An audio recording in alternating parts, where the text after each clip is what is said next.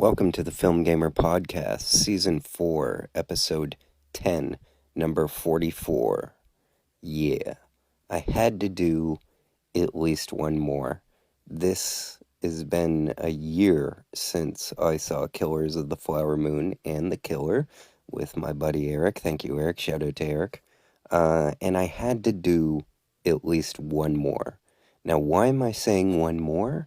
Because, well, I got a job today. I started a job, a paying job, not just freelance, a legitimate minimum wage job. And I don't know if I will have more time going forward because I'll be more disciplined, I'll be more awake, I'll be more around the clock, or I'll have less time because I'll be exhausted or whatnot. So this is me covering my bases and reporting to you.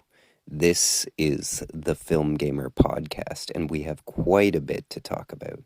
It's been just over 2 weeks since I last confessed to you, and yes, I do have Conclave on the mind. That is a movie that played at TIFF that I waited in line for about 10 minutes for.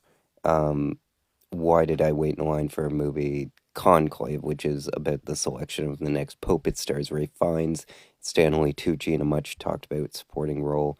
Why did I wait in line for that movie? I mean, church is boring. Do we really need to make a movie about it? Yes, because people need to win Oscars, and that's basically what this movie is. It is an awards bait movie made by Focus Features, a division of Universal Pictures, who is a division of Comcast, and it comes from the director of All Quiet on the Western Front, a movie which was a remake of a Best Picture winner, except it was in a foreign language because the director was German, so it was the German point of view, and the combination of foreign language plus a remake of a Best Picture plus World War I indicated that to the Academy that this is an important movie. So even though it was bad and too many misunderstood the point of the novel, which is that death is pointless without significance, it still managed to win a ton of Oscars from Netflix. And the director, Edward Berger, whose name has been floated for many projects, including another Bourne movie and whatnot, decided to make this movie. And so it's much talked about with Ralph Fiennes in the lead. Could he pick up a Best Actor trophy? You have Stanley Tucci in a supporting role. You have John Lithgow there. All people who would fit in as priests. I can't really describe what the general attitude of like, oh, somebody could be a priest or a cardinal. I guess it's just an old man or a respectable man that you could take seriously, but also has like, they could have a dark side. For example, Stanley Tucci, Oscar nominated previously, played a pedophile. You also have John Lithgow, also Oscar nominated, weirdly, for an incredibly short performance in terms of endearment. The role that probably should have been Jeff Daniels. It was kind of weird that Lithgow was nominated, but Lithgow is good. He played a serial murderer, the Trinity killer, on Dexter. And then you have Ralph Fiennes, who of course played Voldemort and the genocidal maniac Amon Goeth in Schindler's List, and then he played, the Red Dragon in Red Dragon. So, if you want to be a convincing priest on screen, you gotta play a few murderers and molesters and child killers and whatnot. That's just how it is, So, of course, Conclave is expected to, pick up a few acting awards and whatnot. It's fascinating because it's like an adult thriller. They don't quite make these anymore. These are like thrillers that star adults, and I mean adults with a capital A. Me at my work, I'm actually the oldest person at my work today, and I was born in 1993. I'm 31 years old, And I just kind of realized, I'm like, oh, the oldest one here. This is the first time I've done it. A bit odd, but these adult thrillers that used to be made, they'd be starring people who were at earliest in their late 30s. And often in their 40s, and it would be about them basically being in an adventure movie, but without all the physical acts and stuff. And it's just, movies about people talking in rooms and learning about things and secrets and whatnot. The movie also stars Isabella Rossellini, um, and the setup is that Cardinal Thomas Lawrence, played by Ray Fiennes, organizes a papal conclave to elect the next pope and finds himself investigating secrets and scandals about each candidate. Yeah, I waited in line for about 10 minutes and there were 40 people ahead of me. And I asked if there was any chance that I would get in, because I was in the rush lineup. And somebody said the metaphor or a simile that the person monitoring the line said when I said, there's 40 people ahead of me. Do I have a chance of getting in? And they're like, well, I don't know. If 40 people go to a dinner and they all get diarrhea, how much of a mess is it? And I mean, I thought of the scene in Bridesmaids where that happens, but I was just like, okay, you could have just a simple no would have sufficed. But regardless, I'm interested in seeing this movie. I might go with my grandparent because I haven't gone to the movies, and I think she would like going, you know. And if it's Oscar talk and whatnot, and people enjoy it, could be worth watching. Another movie which has Oscar talk buzz surrounding it is Clint Eastwood's latest film. Clint Eastwood, 94 years old, and he's making a movie called Juror No. about a guy who gets called in for jury duty and discovers that the case that he is called for might involve a crime that he himself unknowingly directly committed. It stars Nicholas Hoult, who also starred in The Order, which I saw at TIFF. And funny enough, in the trailer for that movie, The Order, where in Nicholas Hoult plays, the terrorist, um, the top comment on that trailer was, wow, Juror No. 2 has been busy. And I just kind of love how it's like, yes, we completely forgotten that he played Beast because that was, that series was handled so forgettably, but it's just sort of funny how when you watch a trailer, it's like, oh no, Laura Croft, what are you doing? And it's just Alicia Vikander, like, acting in another movie or something, or, you see a trailer for Michael Fassbender's newest show, The Agency, and it's like, oh, the killer is back, because he was the killer.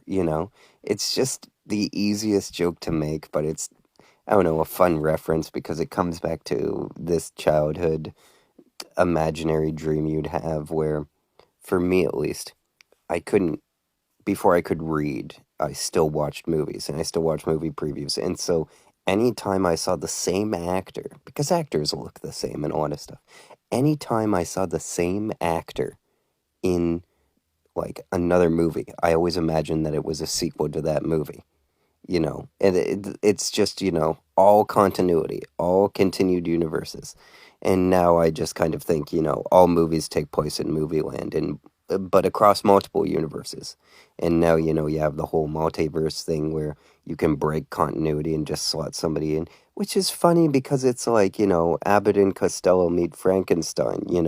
It's Freddy versus Jason. These things happen in different continuities. You can do a movie that completely ignores continuity and then go back to something completely different afterwards. And I think the way that a lot of movie universes, studios, production companies make this stuff, they all take it way too seriously. You know, they're not going ahead on an Atomic Blonde 2. Atomic Blonde, which, by the way, is just as good as the later John Wick movies. I think it's fine on its own. Has some great fights in it. And it's directed by David Leitch. It's, in my opinion, the best movie he has directed aside from John Wick 1. And it takes place in the early 90s. John Wick, of course, takes place in 2014. And Keanu Reeves and Charlize Theron were both in The Devil's Advocate together. They were in Sweet November together. She trained at his gym with his trainer and stuff like that. I'd love to see John Wick and Atomic Blonde go at it. John Wick goes atomic. And people be like, well, how would that line up for the timeline? And it's like, bro, it's a movie, okay? The answer is, we don't care, okay? The answer is, I want Lorraine Broughton, which is the Atomic Blonde character, and John Wick fighting together, bouncing off the walls of like a bouncy castle or blimp or something in the sky as it's flying. That's the, that's what I want to do. I want to see the enemies to lovers to enemies trope among those two. I think that would be badass because Charlize Theron is one of the few actresses that can like kick ass, but is also comparable to Keanu Reeves in terms of age and whatnot. So I think that would be cool, and it made a lot of money. And the movie Nobody made significantly less money, but sexism, or maybe Charlize is busy or something. They're just like, oh, let's make a sequel to Nobody. People want that. And it's like, Nobody was an okay at best movie. I enjoyed it during the pandemic and stuff. It basically does the same thing with a bit less style. And Universal, who owns the rights to both Nobody and Atomic Blonde, it's like, yeah, let's make a sequel to the movie that made like 14 to 21 million, as opposed to the movie that made 90 million. It's bothersome. It bothers me. But, I digress. Conclave is an adult thriller. They don't make many of those. Juror Number 2 is an adult thriller. They don't make many of those. Nonetheless, they're both coming out at the same time, one by Warner Brothers, one by Universal. Now, Juror Number 2, which isn't even listed playing on here at Atom ticketing app, which is very bothersome to me, is being shoved out the door in 50 theaters. Now, you might wonder what that exactly means. Well, and maybe it's just not showing up. Maybe if I go to Friday, November 1st, no, nothing. Doesn't show up. If I go to Sunday, nothing. So maybe if I go to a major city, yes. So it's playing in Cineplex Odeon Varsity. That's like on Bloor Street. Okay, well, that makes sense. It starts November 1st. So only my brother can see it. Good for him. I should demand he go see it and review it for my app. But here's the problem. It's only playing in 50 theaters in North America. The average amount of movie theaters to play in North America, I would say, is 3,000 for like a wide release. And this is playing in 50 theaters. Why? Well, Cry Macho, the last movie, which, again, released during the pandemic, didn't make a whole lot of money. It's about a guy who goes down to Mexico to pick up a boy, and a rooster is involved, and they, go with that. It's just like a very small as possible coming of age movie that just hits every single cliche on its way down. But it's like knowing of it, but it doesn't, it doesn't care. Clint Eastwood directed it and stars in it, and, he is as old as Joe Biden is now, and looks, well, he doesn't even move as fast as Joe Biden does. I don't know if you saw Joe Rogan commented on it, the way that Joe Biden ran. He just ran up to be, introduced. He's like, I'm going to apologize to, the Indians. And he meant, the First Nations and stuff like that. We all know what he meant. Just the advantage of being a white man is that, your thoughts are pretty similar. But you do have the desire to express them all the time because you think like, wow, nobody thinks the way I do. And then it's like, yes, several people do think the way I do. So you think, hey, everybody agrees with me. And that's not true, but, vocal minorities and whatnot. Anyway, I want to see Juror Number 2. Reviews came out for it today. supposed to be pretty good.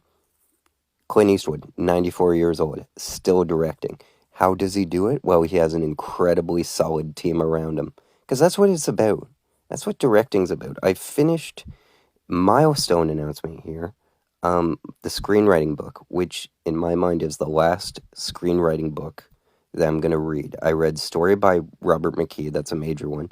I read Anatomy of the Story by a YouTube guy. And then I have read The Adventures in Screen Trade by William Goldman, who won the Academy Award for Adapted Screenplay for adapting his own novel, Marathon Man. Or wait, no. He adapted his own novel, Marathon Man, and Laurence Olivier was nominated for Best Actor, but he was not nominated for his screenplay, so my bad. He did also write The Princess Bride and adapt that. Again, I'm not sure if he was nominated. He didn't win for that. He won for Best Original Screenplay for Butch Cassidy and the Sundance Kid. And then he won Best Adapted Screenplay for All the President's Men, which he did the extraordinary thing where he just basically lopped off the second half of the book and just adapted the first half. So he's one of the few screenwriters who wins for original screenplay and then wins for adapted screenplay. Two wholly different categories. So it's impressive. It's impressive for a screenwriter to win twice. The only person I can think of off the top of my head who's won twice for their screenplays is Quentin Tarantino, who should have, in my opinion, controversially, I know, should have won for writing The Hateful Eight. I just love that screenplay. It begins with the threat of violence, everybody's getting along, and then it just explodes. And, it says everything that Quentin Tarantino wants to say and stuff, and it feels like him stretching. It doesn't have him progressing a lot as a director, but in terms of screenplay, I find it very impressive. He does more directorial work in Once Upon a Time in Hollywood, and he does more directorial work in his masterpiece, which is Inglourious Basterds, and he'll never top it because he had Sally Mankey edit it, and then his editor passed away, and now you have Fred Raskin, who's solid, but he's no Sally Mankey. Mankey, Menke, that's how you spell it. Anyways, let me get to my Letterboxd for it, now that I mentioned, the movies that I want to see, the movies that I might see, and my writing career. But I will say that now that I've finished the William Goldman book, it ends on such a positive note where the final exercise is him writing a short story. Then you read that short story, and then he's like, how would we make this into a movie if we did? And then he's like, well, you could combine a few characters, but you might lose this. You could do this, but you would lose that. And then he pulls the most insane thing where he's like, let me ask a few, people I know. And then he's like, Gordon Willis. It's like, Gordon. And then he just, discusses his career. And then he's like, yeah, what are the few movies that he's done? Oh, yeah, he was the cinematographer on The Godfather. It's like, let's ask what he thinks. And it's a story, the smallest possible story, about a boy who gets a haircut. That's a beautiful haircut from a guy his father hires at a barber shop. And the problem is that the guy is so good that the father becomes jealous. And it's a threat to his business. Not because people like him better, although that's the issue, but because he's so slow.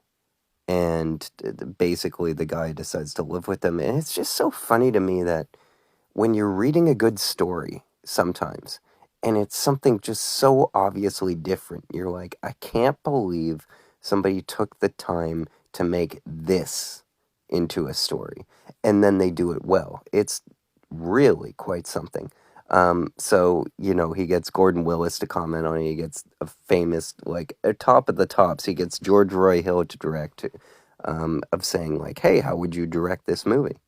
And everybody gives positive stuff of oh, I'm the production designer. I'd come on, 2 months before maybe longer if it's a bigger project, and I'd do this, and I'd work with the cinematographer and do this, and then the cinematographer, Gordon Willis, comes in, and he's like, yeah, I think I'd shoot the first haircut without showing the barber, and then that way you could introduce him when he comes to the house later on for the first time while still having that dreamlike state. And it's like, whoa, these are good ideas. This is after you've read the short story version and the screenwriter version, and then these artists come in and they're like, I'd do this.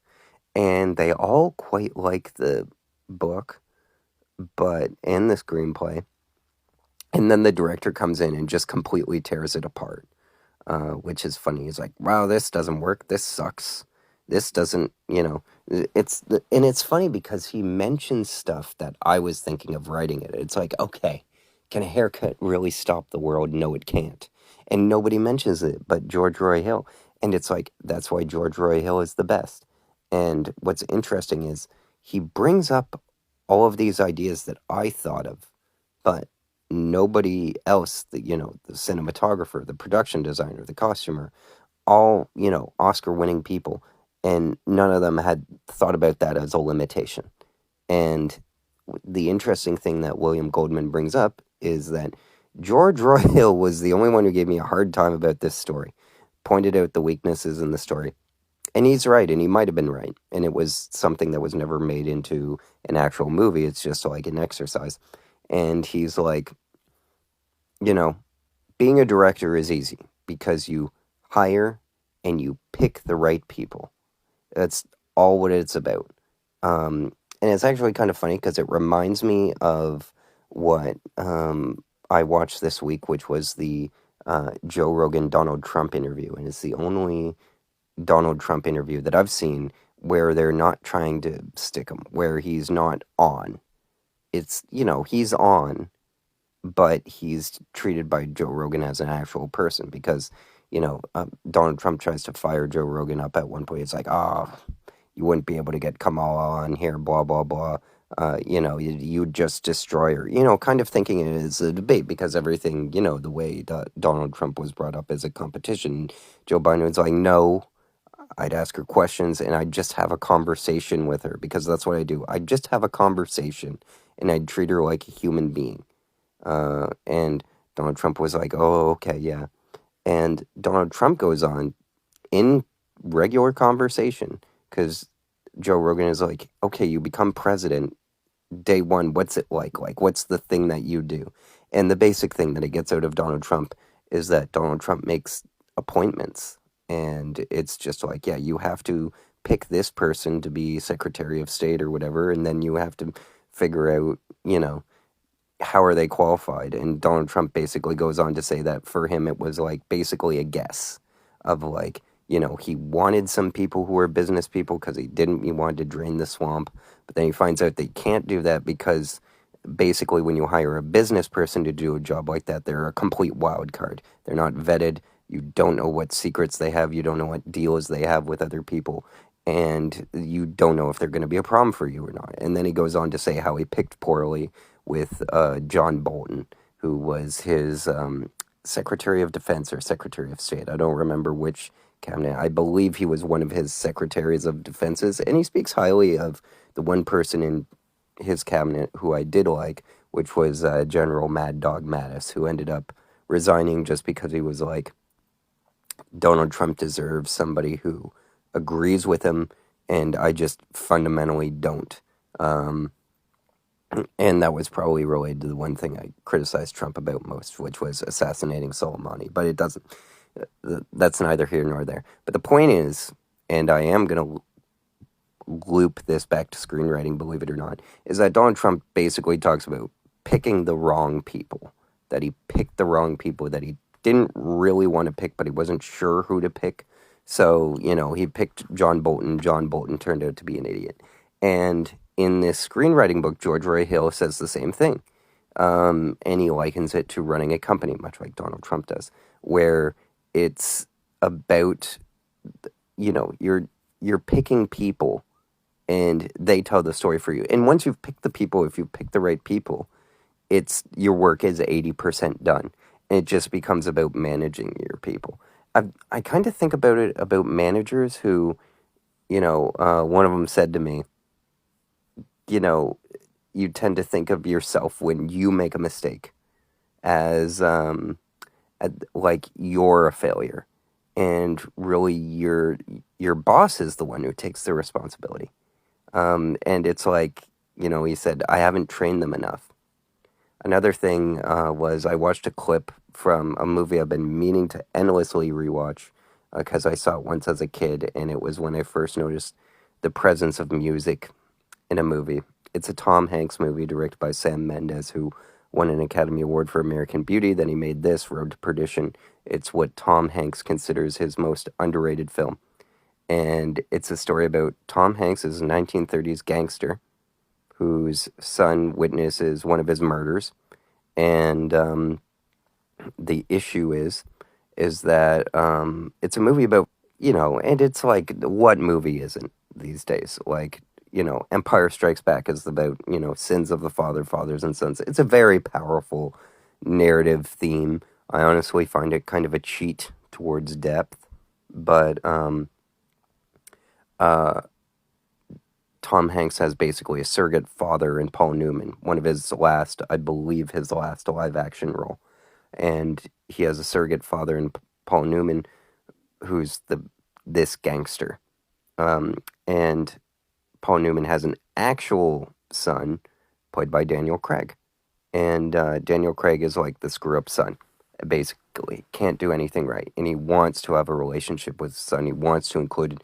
So he includes Daniel Craig on this job. Daniel Craig ends up screwing everything up. And Tom Hanks, along with his kid who witnesses the murder because he hides in the trunk or something, ends up being a liability for them. And they go on the run. And there's a scene where the kid has to pull out and they stop, and they have the fight of, like, right after the action happens, and the characters push back on each other. It's like rah, rah, rah, rah, and that, and the kid says, it's my fault that this happened, and Tom Hanks says it was not your fault. And it's kind of funny because you tend to think of things, as a kid, and I think of things differently now when I'm looking after my sister's kids or something, of like, I'm young enough still to remember how I was as a kid, messing around, playing around that shouldn't, crossing lines, yellow caution tape and all that, and thinking, I'll be fine, and my dad pulling me back or something and being really mad. And I'm thinking, it's like, well, I'm fine. I know I'm fine. I'm nowhere near danger. And if I get hurt, it's just my own fault. And it's just a question of levels of responsibility.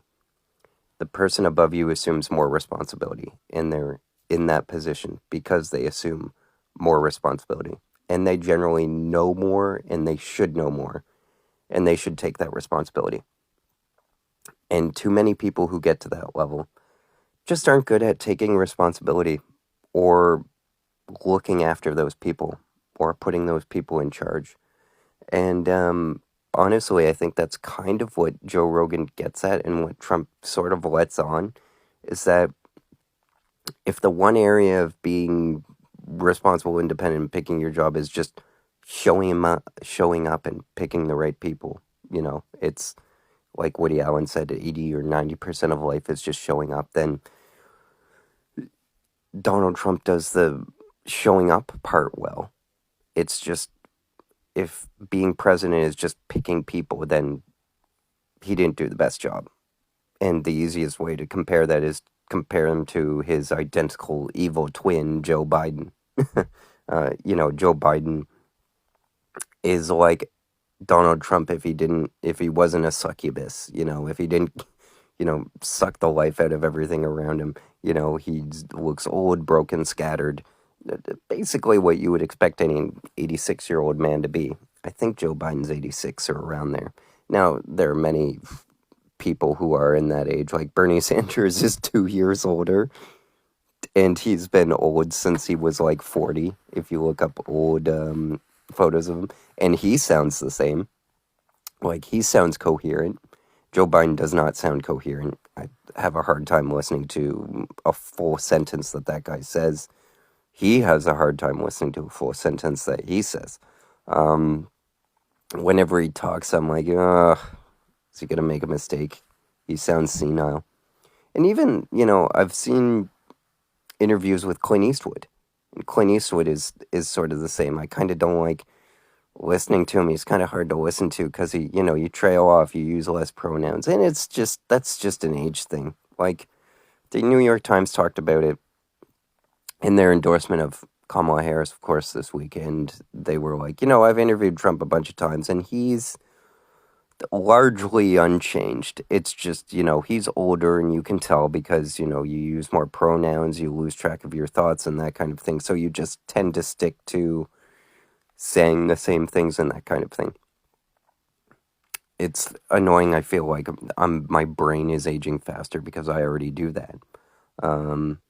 But anyways, my point is that if we're going to go the senile argument, that can still be true and you can still be effective. The reviews come out for Juror No. 2, directed by Clint Eastwood. He's 94 years old. How much of that movie did Clint Eastwood direct? Well, he's taking 100% of the responsibility of it, but, he's also working with, Tom Stern, the cinematographer. He also has worked with the same people for 20 years. They can set everything up for him. They know what he likes. They just show it to him. Is that good? Is that good? Can we move on? Yeah.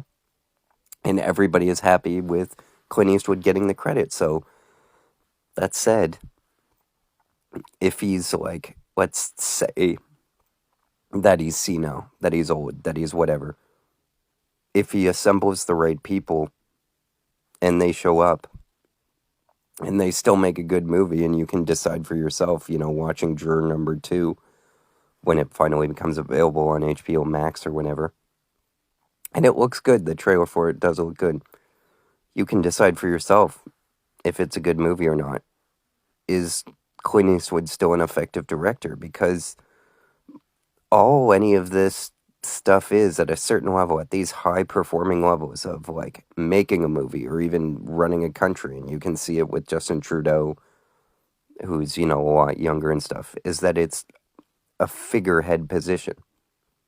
And all it is an echo of your influence, of the circle of people around you. And so, you are a reflection of your environment. It's sort of like what Jack Nicholson says in The Departed. I don't want to be a product of my environment. I want my environment to be a product of me. At the most influential levels, that's what it is. Trudeau's poor governorship, he's had a lot of people leave around him, replaced. They just rehired a new campaign manager. Everybody in his caucus says to him, leave, this isn't, winnable. Very few prime ministers have ever won a fourth time.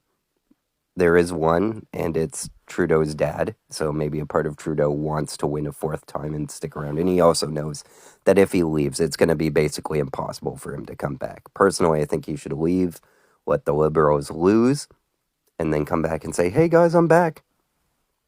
But in this day and age, it's like every minute that Trudeau stays on longer, and he has a full year now, if he manages it right. The budget bill in April is going to be difficult, but every minute he keeps going, like, he can basically hang on and go the full 10 years and beat Stephen Harper's record for the length of being a prime minister, and still lose the election. So, that'd be worth it to him. He's like, I'll stay on and I'll go down with the ship if I have to. But, doesn't change the fact that along the way, Jody Wilson-Raybould left. He's had falling outs with so many of his people because his governorship is not that strong. He doesn't run a super tight ship. How many times have the Liberals done something and then it comes out, Trudeau wasn't paying attention at the time that the We Charity scandal happened, or he was, and didn't care. Or he wasn't paying attention during the budget bill, or he wasn't, paying attention when he wore blackface, or he wasn't paying attention when he stepped on the, plane with the Aga Khan.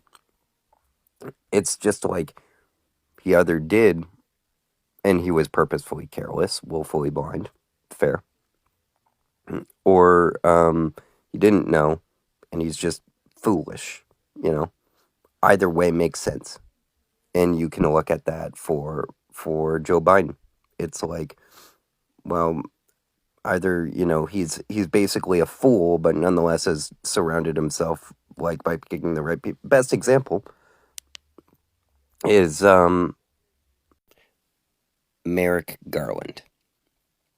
Now, Merrick Garland is the Attorney General. I first knew about him when Obama was president. And basically, Obama wanted to appoint Merrick Garland to the Supreme Court. But Obama's poor governorship had cost the Democrats a majority in the Senate. And it's almost like with both Obama and Justin Trudeau that they were more interested in looking cool than running the country. I understand that's a lot of shade to throw, but I'm just trying to be even here. And Obama has since proven how good of a celebrity he is. That man's singular gift is his voice. He's not known for the legislation which he passed, which was just, the Affordable Care Act, which again was going to be destroyed before it was saved by John McCain, his 2008 rival, which is a good example of the one meaningful relationship in the White House and administration they had. His first rival was John McCain, and after Barack Obama was out, his one lasting piece of legacy was to be destroyed until a last minute thumbs down by not to kill the bill, because it was something that Donald Trump wanted to erase. John McCain saved it. And that goes to show how important lasting relationships are in a workplace such as, DC. And it's like Donald Trump said in his interview with Joe Rogan, the people who are in DC are survivors. They've been there for a while. And the problem is that, everybody wants to keep their job, so nobody is going to take a risk, The only place you really have that is Hollywood, where, everybody, of course, at the low level wants to do their job, but then occasionally you'll have, a maverick, the head of Warner Media, who comes in and does Project Popcorn. This was a guy who ran Hulu, and Jason Kylar, and he came in and was like, okay, it's COVID, theaters are closed, so we are going to release every movie simultaneously in theaters and on streaming. And everybody threw a hissy fit. Deservedly so, because they're like, oh, great, now everything's going to come to streaming immediately, and movies are going to start to suck because there'll be no way to vet them, because they'll skip theatrical releases mostly, and it will diminish the theatrical landscape, which means people don't vote with their wallets and blah, blah, blah. And Kylar just basically said, look, we are the only major studio that released 13 feature films this year. This is back in 2021. And as a result, he pissed off Christopher Nolan. Christopher Nolan left the studio, their most important asset, and then he went to Universal and, made almost $1 billion with Oppenheimer, at $100 million budget, and then $100 million marketing budget, and then it won Best Picture. And that was just a huge loss to Warner Brothers. However, they also, out of spite to that, ran Barbie on the same day, and Barbie ended up making $1.6 billion. So it wasn't totally lost. But my point is this, is that Jason Kylar was a maverick, and he came from an area outside the industry. He came from Hulu, so the tech portion, and he built up Hulu, which was an American streaming service. and left it, and then was put in charge of Warner Media during the merger from AT&T and the phone company. And because of that, he wasn't really afraid to piss people off. He's like, I am here. My priority is making HBO Max, which they had. Yeah, that's what they decided to call it. Now it's just called Max. But my priority is to make this streaming service number one. That is not to compete with Netflix, but to beat Netflix. And to do that, we have to utilize the one asset we have, which is making movies better than anyone else. And we have to beat Netflix at their own game. And basically, they went from 15 million subscribers to 70 million subscribers in a year. And how was he treated for it? He was fired. Jason Kylar was fired. And he was replaced by the person that you have now, who is David Zaslav. It's unfortunate, but he was somebody who was not afraid to lose his job. He was like a maverick. I really respect him as somebody who like really likes it when movies go to theaters. Like him doing that cost their relationship with Christopher Nolan. Denis Villeneuve was pissed, but stayed because he had Dune and was going to do Dune 2 later on and wasn't at the career level that Christopher Nolan was. And then, they had The Matrix 4, which obviously would have made over $100 million easily, even if it were bad, which it was. But I mean, like, even if people knew it was bad, which they did. But my point is just that they ended up being sued by Village Roadshow for like unpaid stuff, but they paid out everybody as if it were a hit. But the problem with that was that they were also self-dealing because like, what if Netflix had paid more for,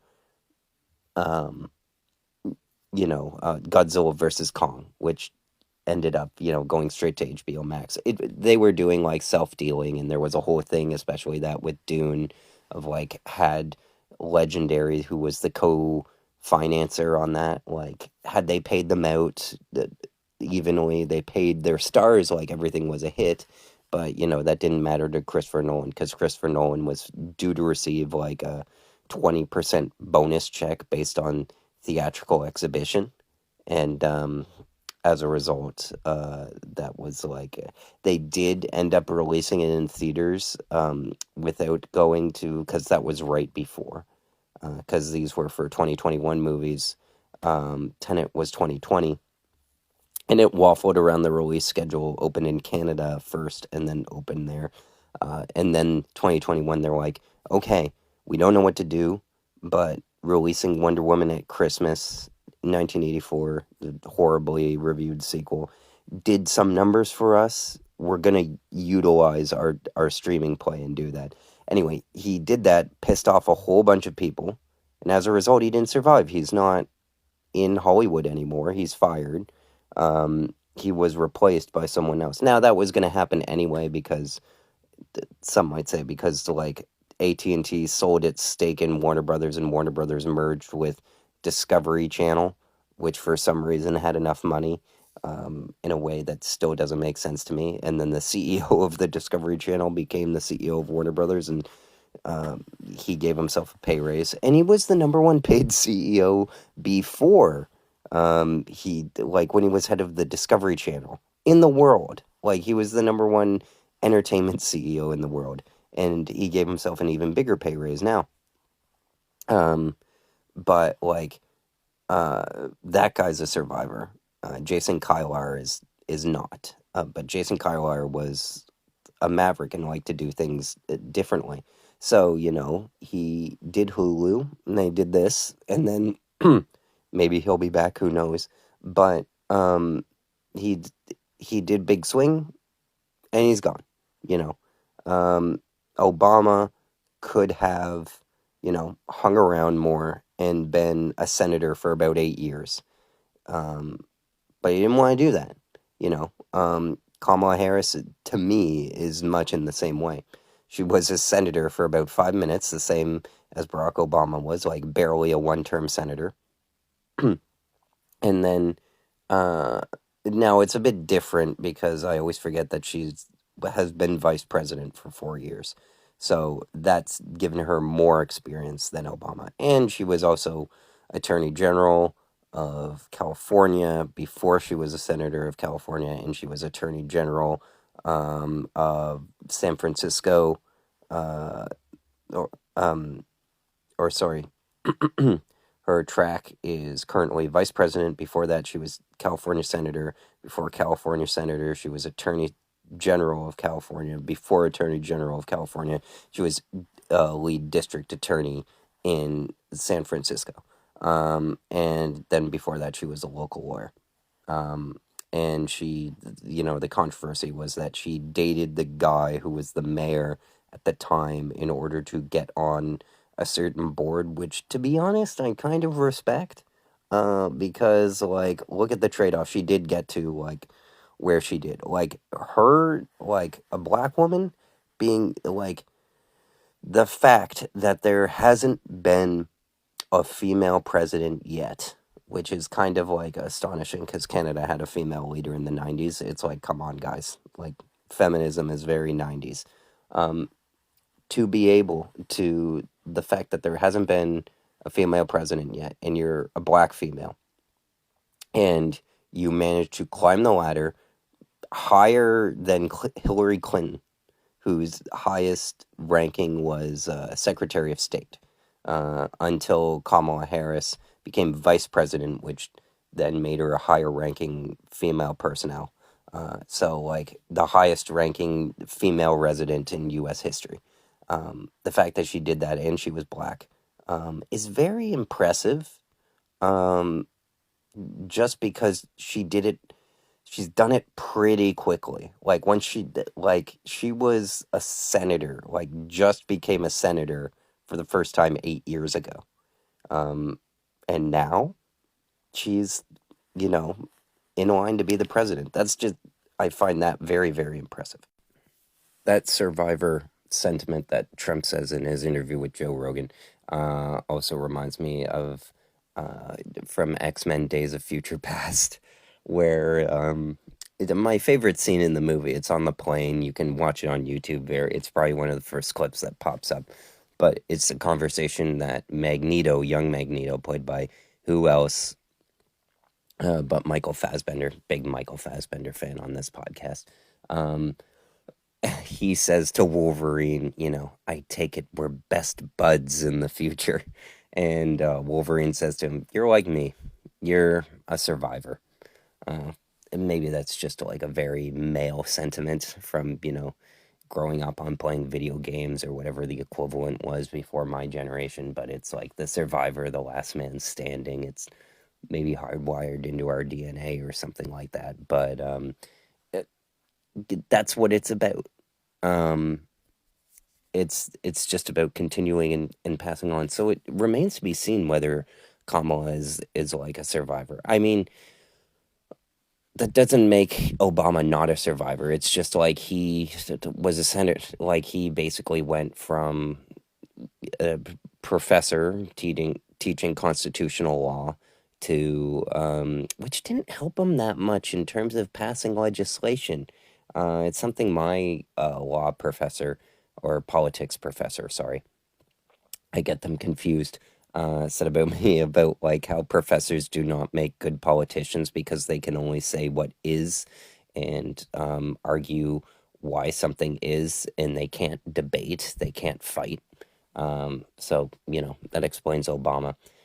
But he went from that, and granted, he taught, constitutional law in like Chicago and graduated from Harvard and stuff. Like, he went to the best schools and sounded great and looked great.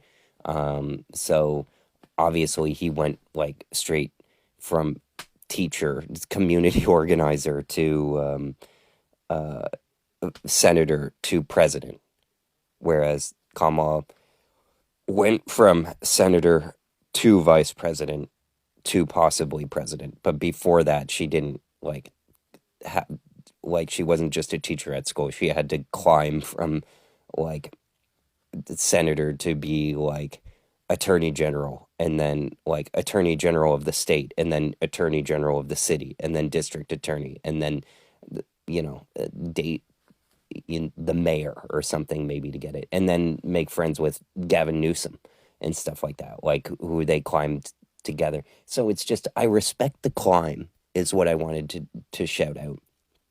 And it's, I think Donald Trump respects it too. Like, he was asked, of course, the same question. He was asked about Hillary Clinton,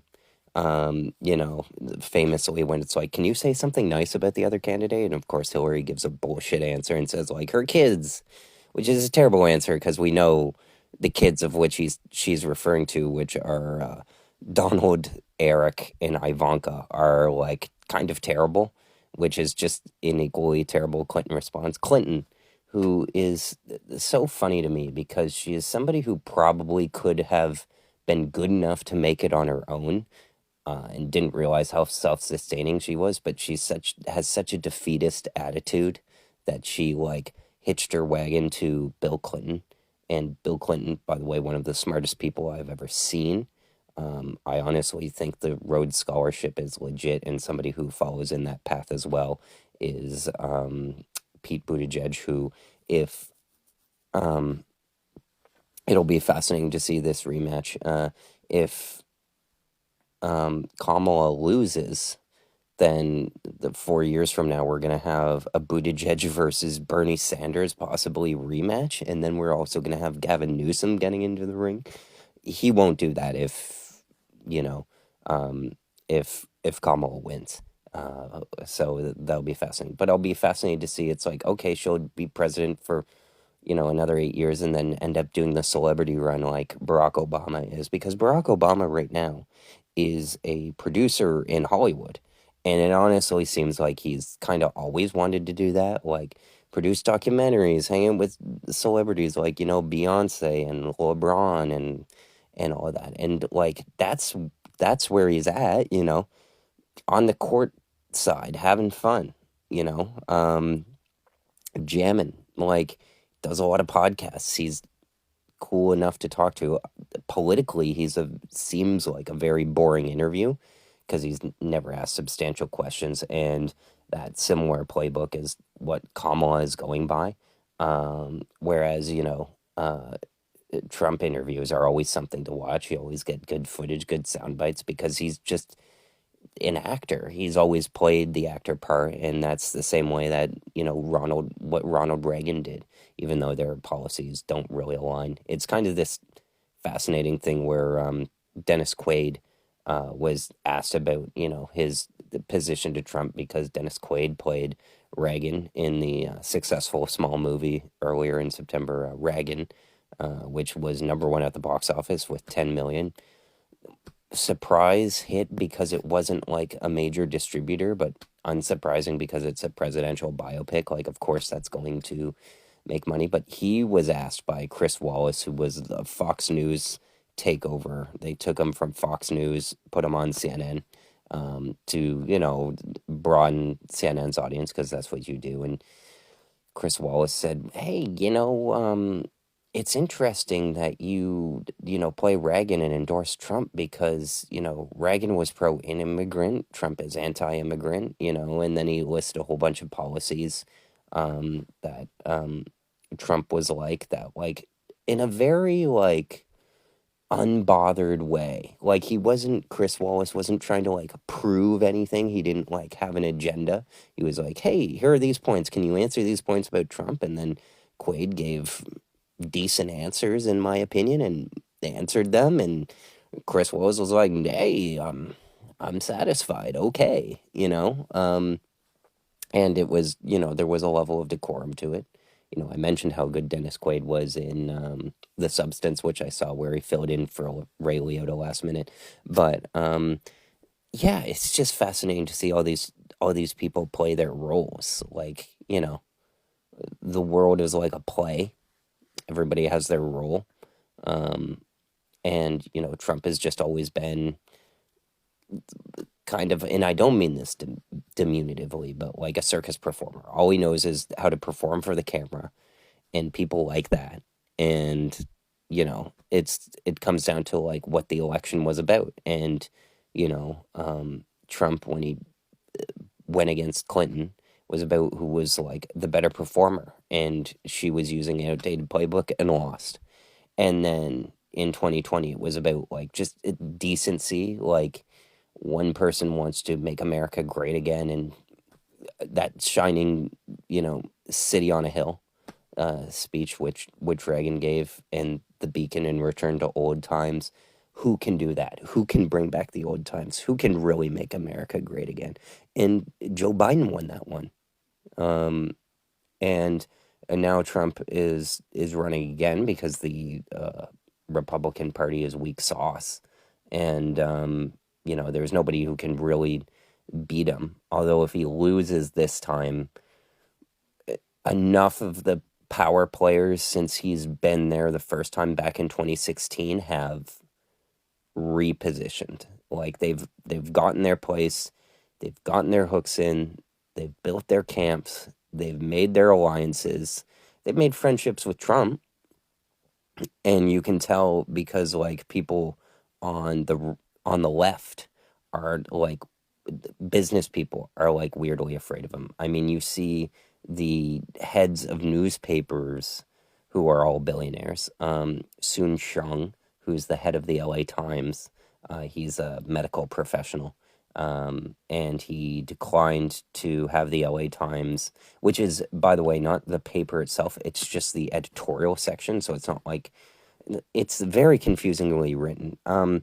Newspapers in America used to, or still do, endorse presidential candidates. And one thing that I read about is that actually, you would think in these times when somebody gives their political views that it, causes people to drive away from it. I mean, people in the music industry are suffering from this now.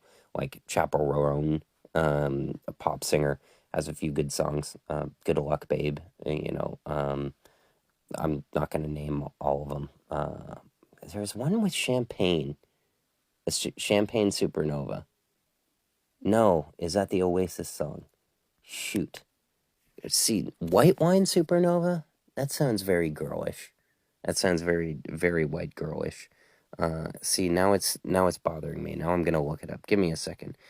Gonna go to Wikipedia. Born in 98, huh?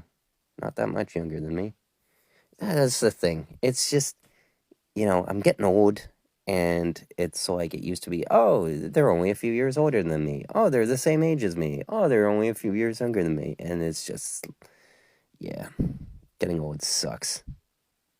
Like I said today to my coworkers, I'm like, do I look like my age? Like, I'm 4 or 5 years, like, I'm within the same range. Like, it's like 93 to 97. So it's like, I'm clearly noticeably older, but not by that much. But yeah, and I'd be lying if I said it didn't bother me. Okay, are you gonna give us their friggin' singles? Go to the singles section. Fine. Discography. Studio album. Rise and Fall of a Midwest Princess. That's her only studio album. Okay. Don't care about the recording. Don't care about that. Don't care about the critical reception. Just give me the friggin' track listing. There we go. Red Wine Supernova. There we go. Okay. It sounds the exact same as Champagne Supernova by Oasis, so don't give me that crap. Anyway.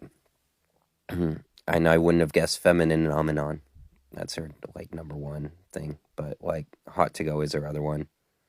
And Pink Pony Club, I don't know that. But it's a good album. It's a good album to listen to. Like, just very forgettable pop songs. But anyways. As I continue. How the frig did I get to Chappell Roan? Yes, so she has bad management and publicity because she was, again, forced to talk about her political beliefs. And when you're a young person starting out in the industry and you become popular, you have like no power.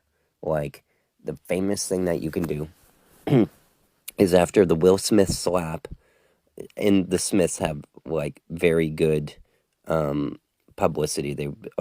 They could afford to handle it badly, which they did. But like after the slap, they asked people who were not established in Hollywood what they thought of it, and they're like, "Duh," in the back of their head, they're like, "Well, I want to have the option to work with Will Smith in the future. So I'm not going to say anything wrong. Like, I'm not going to say anything bad about him." So, of course, they say good stuff about Will Smith. And then, they ask Michael Bay. Michael Bay just had a flop ambulance that had opened the week before. And he knows that that's going to flop. And he had just had a huge success with Will Smith. And, is he going to say fuck Will Smith? No. He's going to say, he ended up saying there are babies exploding in Africa or something like that. We need to worry about other things. But he needs to work with Will Smith. Who were the people who you remember from the Will Smith slap who, didn't give a shit and gave their honest answer? There are two. The first one was Zoe Kravitz, who was friends with Jaden Smith and voiced her disapproval. Immediately after voicing her disapproval online, the Will Smith bots came after her and were saying, like, "Oh, she was creepy with Jaden or whatever when they were hanging out when they were kids, blah, blah, blah, blah, blah, blah, blah, blah, blah." And it was because Zoe Kravitz had stated, like, "Oh, here's where I stood where somebody got slapped," which apparently everybody is okay with in Hollywood. Because if you were me and you watched that Oscars ceremony, it was like, just seeing it felt wrong in such a, like, it's easy to make fun of and watch now because you're just seeing a clip of it. But when you get the full context around it and you don't know it's coming and you don't know what's going to happen next, it was alarmingly uncomfortable and then discomforting to see everybody in the room, like Will Smith, like win over the room and not leave and suffer zero consequences for basically being an asshole. Um, so, that's why Nepo babies are important, because Zoe Kravitz was like, yeah, hitting somebody isn't okay. And I don't give a fuck because I could choose not to work. And both my parents will support me, because they love me and blah, blah, blah. And by the way, Zoe Kravitz made one of my top 10 movies this year, surprisingly. Didn't expect it to be that great. It's a solid film. Blink twice, her and her boyfriend Channing Tatum. And it's basically an Epstein Island movie, basically. It's what if Get Out went to Epstein Island is the movie. It's will be available on Amazon Prime soon because it's an MGM film, and MGM is a subsidiary of Amazon. Yeah, it's basically Channing Tatum plays this disgraced millionaire, billionaire, tech mogul kind of guy who has parties on his island, and this one girl played by Naomi Ackie gets invited there to meet with him, and takes her friends, and they all party, and you got Haley Joel Osment, you got Simon Rex, you got Adria Arjona, Arjona or Aljona, I can never remember. Anyways, she was in Hitman, and she was also in the Michael Bay movie Six Underground. Adria Arjona, I believe her name is, and she's also in Star Wars Andor, the TV series. Anyways, one of my top 10 movies of the year was that movie Blink Twice.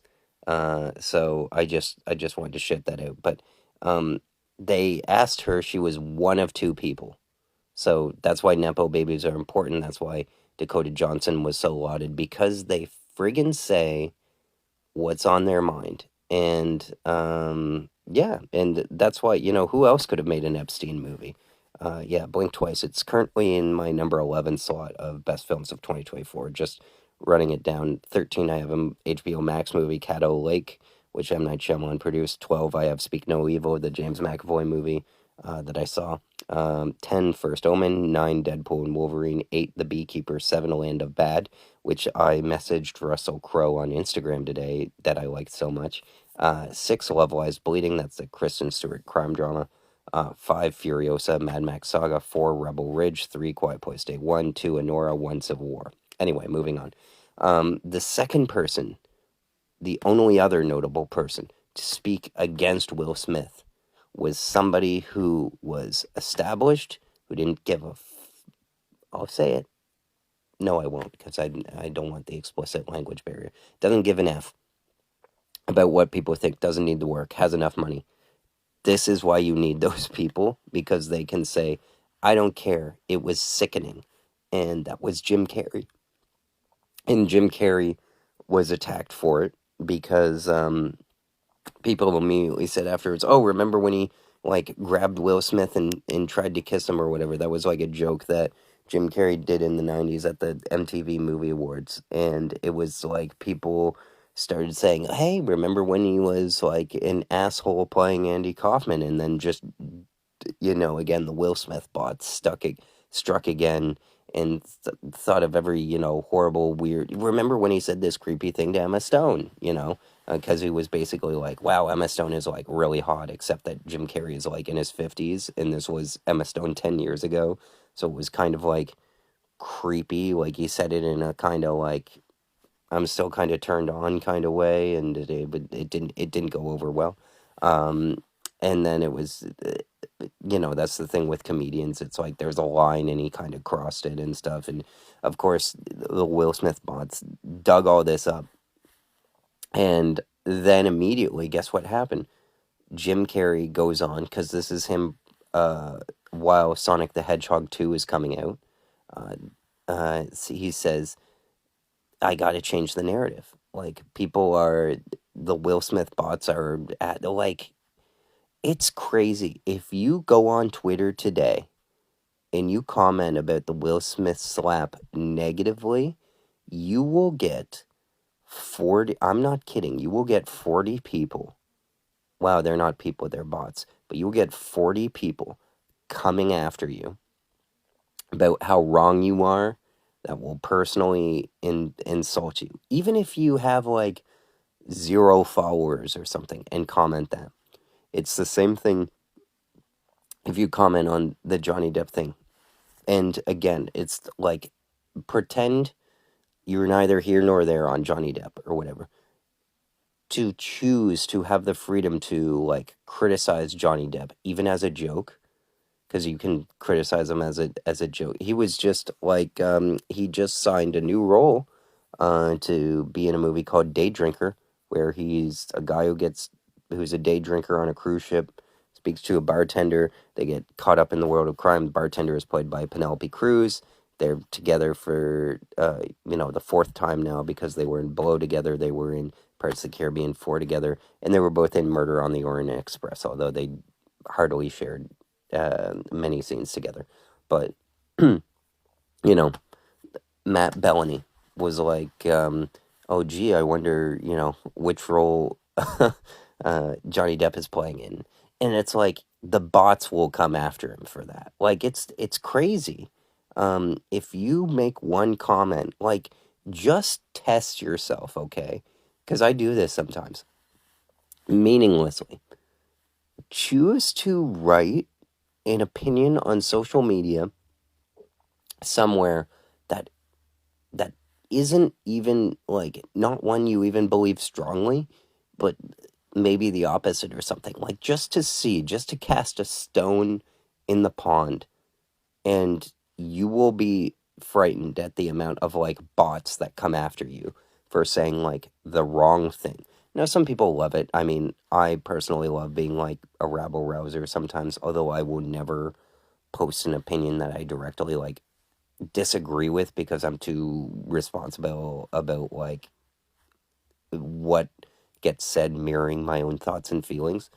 But if it's just fascinating to me that, like, on social media now, people can have like bot armies, which in my opinion, started off with Zack Snyder when the Batman versus Superman movie came out. He had hired a bot company, basically, to push the narrative because there were only so few people who thought that Zack Snyder's Justice League needed to be made and stuff. And he just basically hired a bot army for like years to post that on Twitter, to post it on Instagram. Every single thing about Warner Brothers was like, when is the Zack Snyder cut gonna happen? Release the Snyder cut. Release the Snyder cut. And then guess what happened? Jason Kylar spent what little social credit he had at Warner Brothers, went behind the rest of his executives' back and greenlit the Snyder Cut because his goal was to make HBO Max number one, and saw that all these online people were, clamoring for the Snyder Cut. So he cut a massive check to spend 50 to $70 million on Zack Snyder's Justice League and release it. And it resulted in a better cut of the movie of Justice League. Cost him his relationships with most of the executives there, who certainly didn't go to bat for his job, and then lost his job. And then it would have kept his job if the hits had been there, had people actually shown up and watched that movie. And I watched it. I remember watching it when my father had a heart attack with my brother and stuff like that. And it was entertaining for the first, I think, 4 of the 6 hours, or 2 of the 4 hours, or maybe 3 of the 5 hours. I can't remember, but it was pretty good. It was just kind of front loaded and getting a bit trying towards the end. But after all of that chat of like, is this, is this going to be the biggest thing that we've ever seen on streaming? It did not even move the needle. It was not significant. It was so insignificant that they did not release many viewing numbers for it. And if they did, they weren't that impressive. And again, it was well reviewed. It just didn't move the needle. And it turned out that I'm not sure if it was the Hollywood Reporter or one of the Times that uncovered that Zack Snyder had used a bot army to basically bully the leads of social media for years in order to get that made. Good on him, honestly. But it's the world we're in right now. Most of the people who argue with you, who disagree with you, are like bots. I had a disagreement, I guess, with somebody. I wouldn't say they were a bot, I don't know for sure, but it was like a guy in a suit. Like, if it's a guy in a suit or somebody with a celebrity picture on their social media profile, they're not a real person. And this guy's argument was that Jurassic World Dominion, the third of 3 Jurassic World movies, was the best Jurassic World movie. Now, I'm fully aware that, like, this is a meaningless argument to have, but I love movies, and I have an opinion.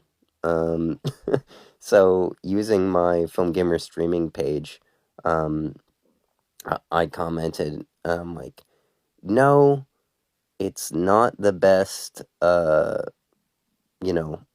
movie. It's the worst movie in that trilogy by far. It's not very well written. It's not very well directed. I didn't use the compare Rotten Tomatoes or Metascores of it because that's like a tired argument. I'm like, let me just be real here, And I commented on it. And then I got a response. And you can tell something's a bot response when they do not directly address your points.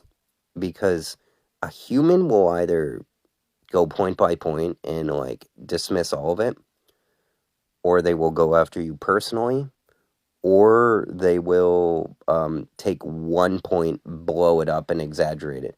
This one did point by point without understanding like English. Like, they sort of vaguely talked about a few things and changed the subject, and I'm like, that's a Chat GPT answer if I've ever heard it. And then I'm like, do I want to have a long conversation on the vices of Jurassic World 3 with somebody who might be a bot? No, I don't. Yeah, I stopped it. Because we're living in a bot world. And let me tell you, it's madness. Like, to see the privilege of being born in 93 is that you're the last year where you saw the world as it was before it became the digital world. And I want to hold on to that. I re-upped my library card membership.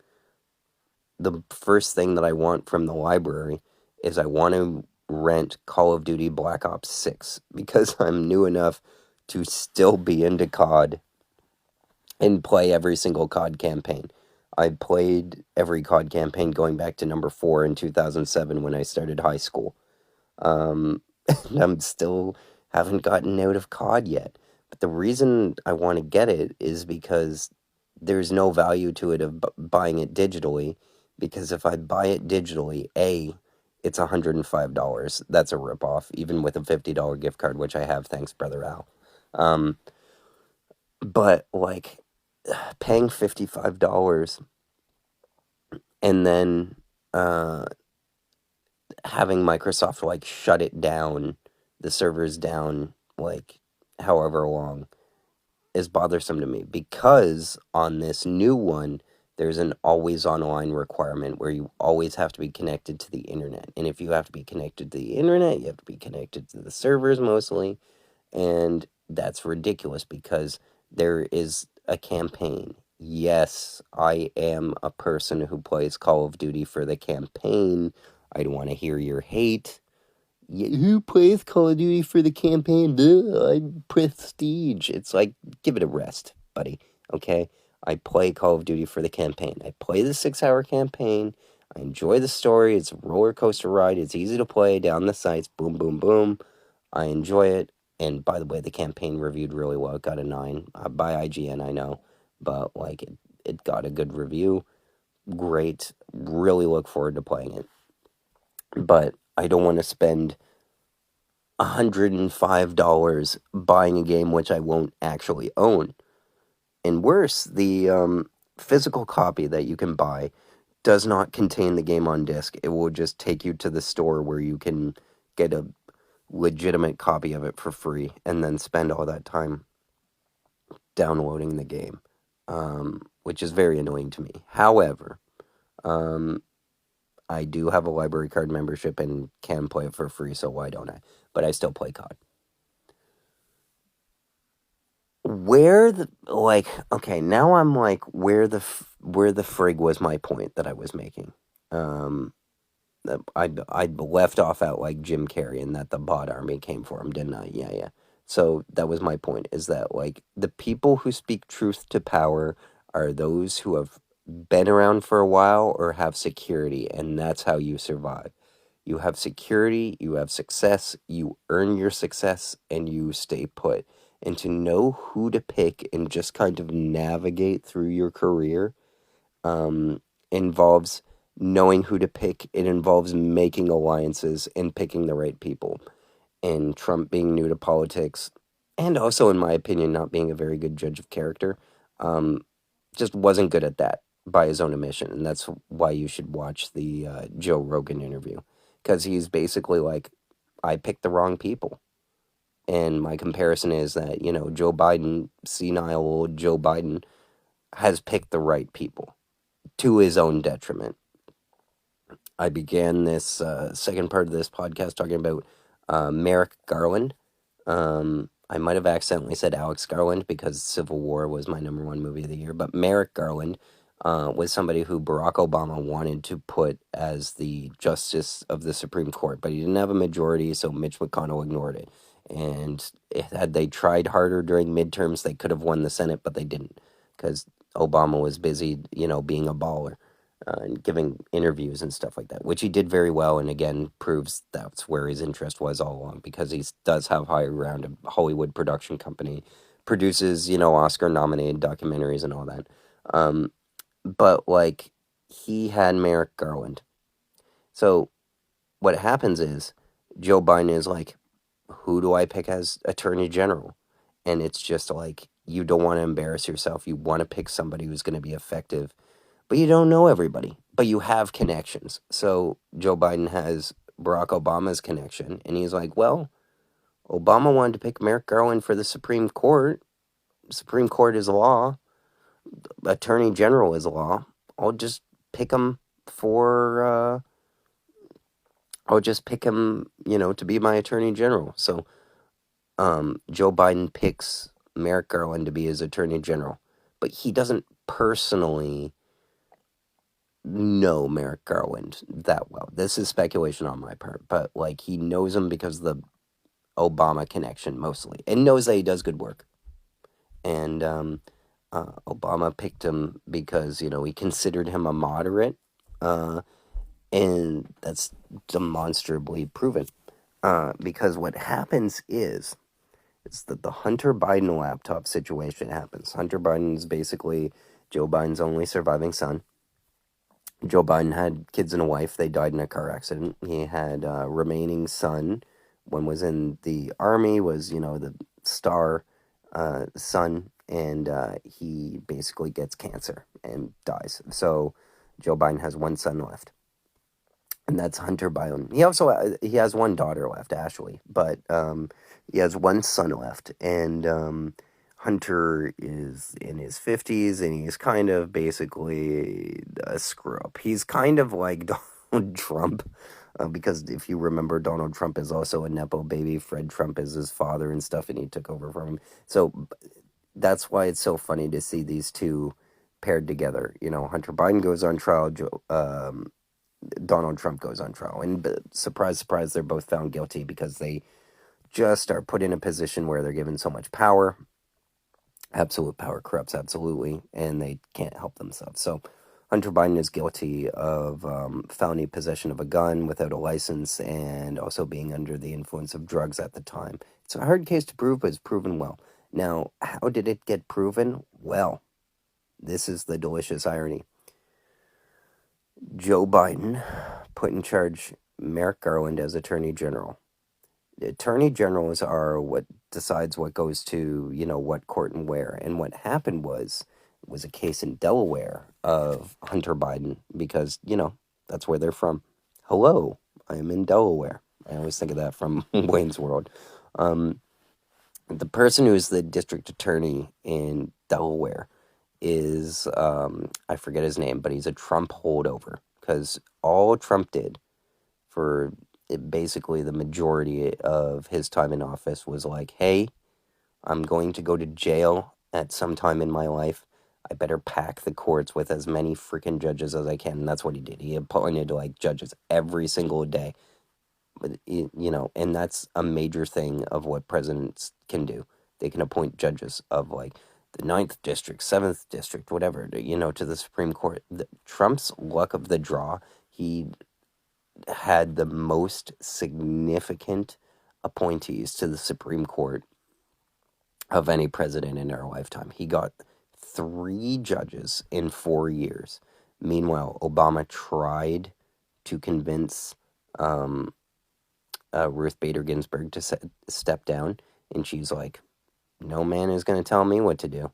And then Trump became president, and she was like, I'm going to hold on until, Trump's out of office, and then she dies right before. So she probably should have retired because then, they ended up picking Brett Kavanaugh. Brett Kavanaugh was right before they ended up picking, why can I remember Ketanji Brown Jackson, who Joe Biden, that was his promise. He wanted to appoint a black woman to the Supreme Court, and he did. But I cannot remember her name. Shoot. Okay, now it's bothering me. Back to Wikipedia, guys. Justice Smith. Justice Supreme Court of the United States. Yeah. Are they going to list them all in there? Yeah, 9. I know that John Roberts is Chief Justice. He's been there forever. I know it's Clarence Thomas. Current justices, yeah. Okay. Alito? Yeah, I always get confused who the old guy is. It's not Sotomayor. It's not Gorsuch. Amy Coney Barrett. There it is, yeah. Yeah, Trump got 3 friggin', and he just says it's luck of the draw in his Joe Rogan interview. He got uh, Neil Gorsuch, Brett Kavanaugh, and Amy Coney Barrett. Um, incredible. Incredible luck of the draw. But, like, he appointed them, and then he appointed the level right below there. So, like, below the Supreme Court and stuff, he just appointed judges every single day that agreed with him and stuff, who are very money-minded people. But anyways, in Delaware, Trump had appointed a judge. That a judge or a district attorney or a lawyer. Anyway, the guy's a Trump holdover in Delaware, and he's the one who's investigating Hunter Biden and his laptop and all the stuff that's going on. In order to continue or do his case better, he needs approval from the Attorney General. So he writes to, without Joe Biden knowing, he writes to Merrick Garland asking him for help on, doing the Hunter Biden case. And Merrick Garland, ever the moderate, grants this Trump guy the ability to complete his case and investigate Hunter Biden, which he wouldn't have arguably successfully completed and gotten the evidence had Merrick Garland not approved it. So the fascinating thing here, and my whole point, is that Joe Biden chose the right people, even to his detriment. He ends up choosing Merrick Garland, who is the guy who ends up putting, indirectly, his only living son in jail, because that's fair justice. Hunter Biden was found guilty in his trial.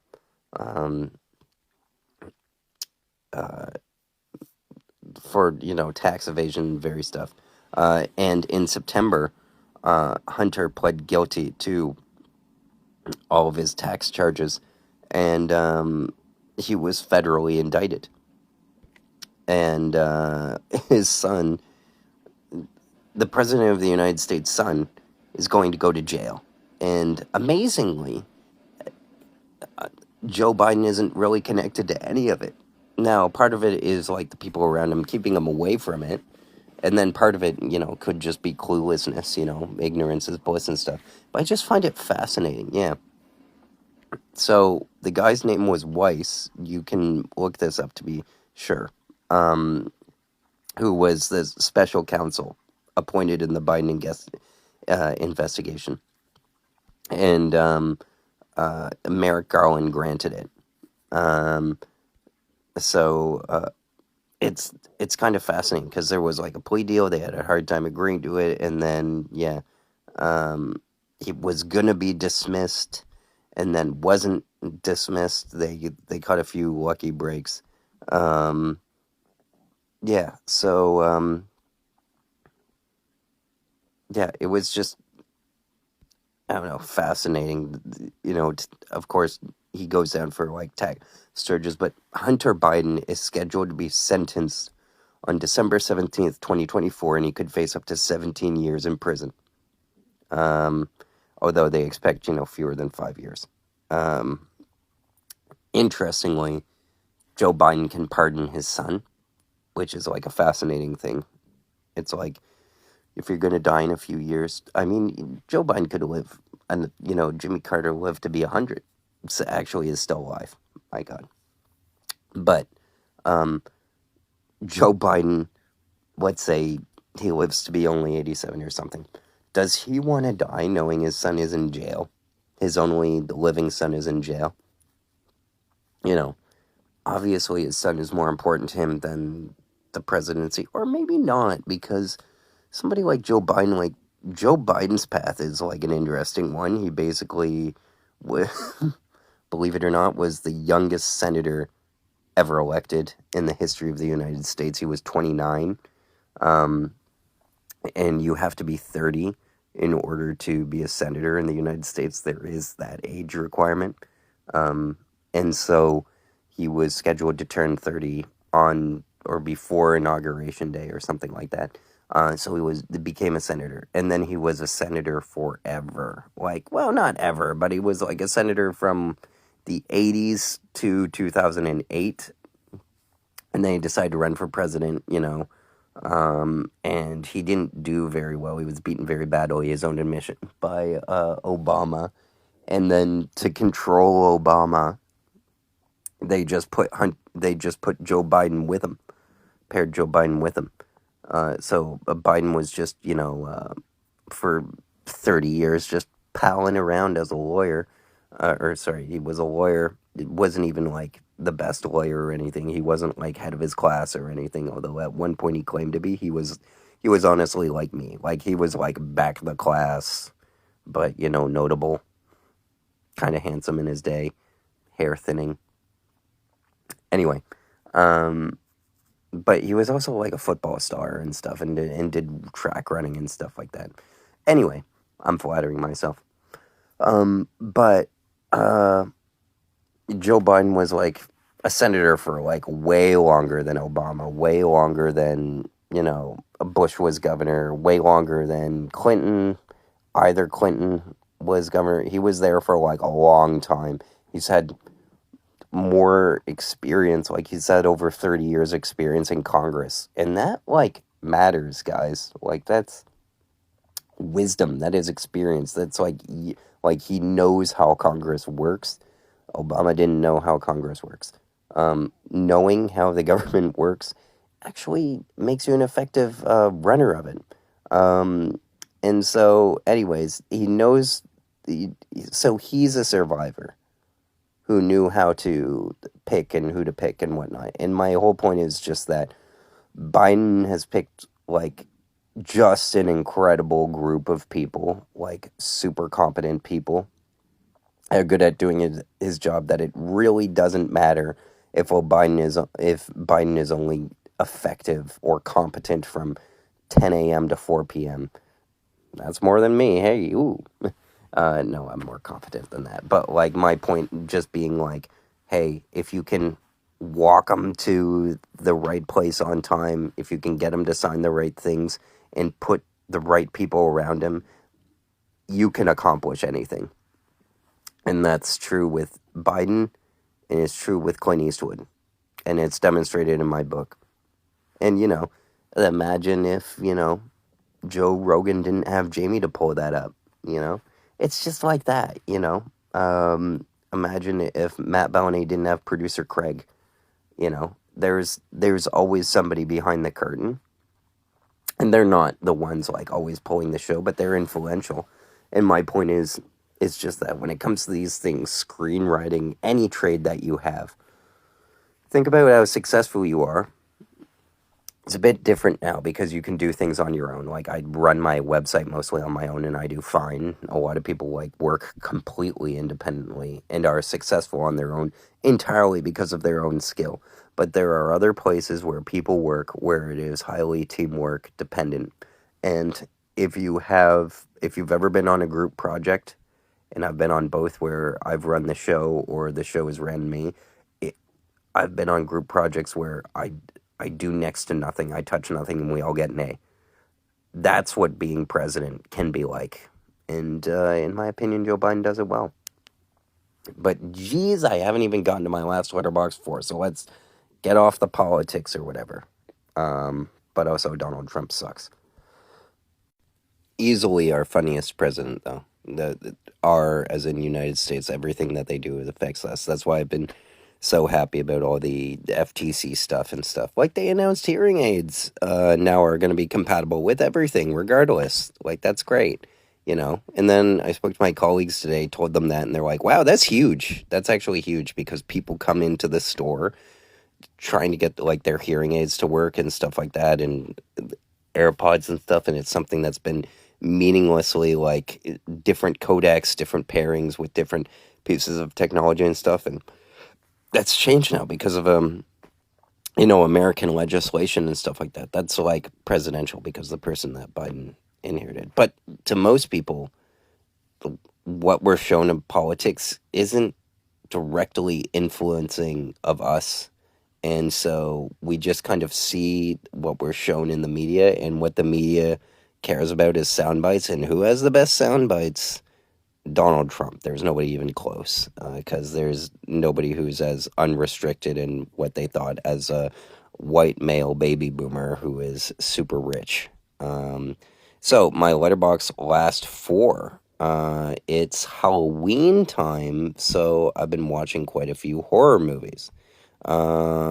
So it's kind of screwed up because, and this is what I hate, is that when I want to update something that I have seen, because, I haven't had Letterboxd my whole life, but I'll see a movie and I'll be like, oh, I've seen that movie. I'll, like, update it, but then it will be put on my recent activity. The recent activity shouldn't be recent activity, it should be recently watched, but, because it's just showing you the stars of what you rated movies. Like, I saw more when it came out, when it was nominated for Best Picture in 2012.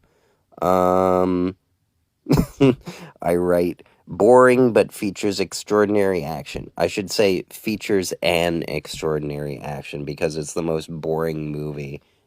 Yeah, I corrected that. There's only 45 cuts in that movie, in a more. It was nominated for Best Picture. It is 2 hours and 7 minutes of old people walking around an apartment. People find that riveting. I found it extremely boring. But like it pays off in a way that I liked. And then again, Mulholland Drive. I watched that post-pandemic, but it was a while ago that I saw it, so maybe I just forgot to update it at the time, or it was a time when I was like doing Letterboxd semi. Like I was like updating it every now and then. Now, because it's so easy, I just like add it to my recent activity. It makes me wonder. It's like, people don't care about my Letterboxd activity. Nobody's gonna go under the microscope and be like, "Hey, you were watching this at that time. Shouldn't you have been doing this?" No. But I'll probably, because it hasn't led to what I wanted it, like a major expansion of like people. Like I have 319 followers on Letterboxd. I'm following almost 900. I've like there are people who have thousands. And so, it hasn't, if I don't feel I'm becoming famous enough on social media, it's like throw it in the trash, man. That's what I'll do. So, I maybe should give up on it. I don't know, but it's so easy to add what you've watched. So, I watched most recently, because again, TV shows. I added one TV show, a few miniseries and stuff. It's, to me, that's not what Letterboxd should be about. But anyways, Castle Falls. Somebody recommended this to me, an action junkie, on Twitter, or X. I hate calling it X because it has nothing to do with what it was originally intended. But yeah. Yeah. If I can find the guy, Andy Action Movie Guy Gorham is the guy's name. Andrew M. Gorham. He was the one who recommended Castle Falls, and I'm like, oh, I'll watch that. It's on Tubi. Dolph Lundgren directed it. Stars straight-to-video action guy Scott Adkins, and it's just basically about a guy who gets a construction job at a construction site, which has a big pile of money there that a bunch of bad guys come to get. At the same time, it's discovered by Scott Adkins, a guy who's very good at kicks. He's like a martial artist and stuff. Stumbles upon it. At the same time, a parole officer or corrections officer who needs the money gets a tip from a criminal. So they all converge on this place, Castle Falls. And it's just straight to video, low budget action. But it has the most basic building blocks of a story. It's like Dolph Lundgren has a daughter. She's sick. He cares about her. He needs her not to be sick. It's America, so they need cash money, and the other guy's sort of down on his luck. You're sort of with him, and then the bad guys just want money. That's just how it is. 3 stars. action, decently paced. Again, Die Hard ripoff. I could watch 1,000 of these where it's just like one guy taking off bad guys one by one in an isolated setting. Works every time. 3 stars. I gave 1 star to the Bike Riders. Wasn't that interested in it. I thought about it for like maybe 2 minutes to, go see it in theaters because it was well reviewed and stuff, but I don't like Austin Butler. And I'd heard good things about Jodie Comer's performance, but I found it very annoying. And then I found it very annoying in practice, too, watching it. The previews for this weren't that good. 20th Century Fox, a division of Disney, gave it up. They had it on the release schedule and then dumped it, kicked it to the curb, and then Focus Features Universal were the ones who decided to distribute it. Tom Hardy doing an incomprehensible voice again, but, again, creating a interesting character that I wanted to see more of. The problem is he's not the lead of the story. It's basically Austin Butler, and it's annoying. It's annoying to me because Tom Hardy is a pretty good actor, is a pretty good lead again here doing the Marlon Brando thing, except his character takes literally from Marlon Brando. It's where he gets the inspiration to start a bike rider club. And it's just the plot is like too loose, which is fine if you have developed characters, but the characters aren't that developed. And then the script is just like stupid because it has its characters be smart and then has them be stupid. But there's a good directorial sheen to it and stuff, but it made me left leaving of like, was John Krasinski right to not fire this guy, but go in separate directions from making that movie? He didn't end up firing him. Jeff Nichols, the director of that movie, just was like, I make movies, I make my own movies. A Quiet Place Day 1 wasn't going to be my own movie. So they go and they find Nicholas Sarnowski, who ends up making Quiet Place Day 1, a movie I liked a great deal more than The Bike Riders, and made a great deal more than The Bike Riders. It was always going to, but yeah. It annoys me because I watched the movie Mud, solid movie. I watched the movie Take Shelter with Michael Shannon and Jessica Chastain, very good movie, enjoyed it quite a lot. I watched the movie Midnight Special, that was interesting to me. Good experiment in exposition, or completely eliminating exposition in a sci-fi movie and just have weird stuff happening. So I like that. I haven't seen Shotgun Stories. Loving, I can't even remember. That was just him doing like a movie about the first interracial marriage or whatever. Yeah, it competed at Cannes, was nominated for an award, an Academy Award for Ruth Negga, and stuff. But yeah, it's a boring movie. Who cares? But excuse me. It's a movie so boring I can't even remember if I've seen it or not. I'll assume not. But yeah, he came out with that movie the same year they did Midnight Special, which was a cool movie. Thumbs up to genre movies. But yeah. Anyways, this Jeff Nichols guy is a pretty good director.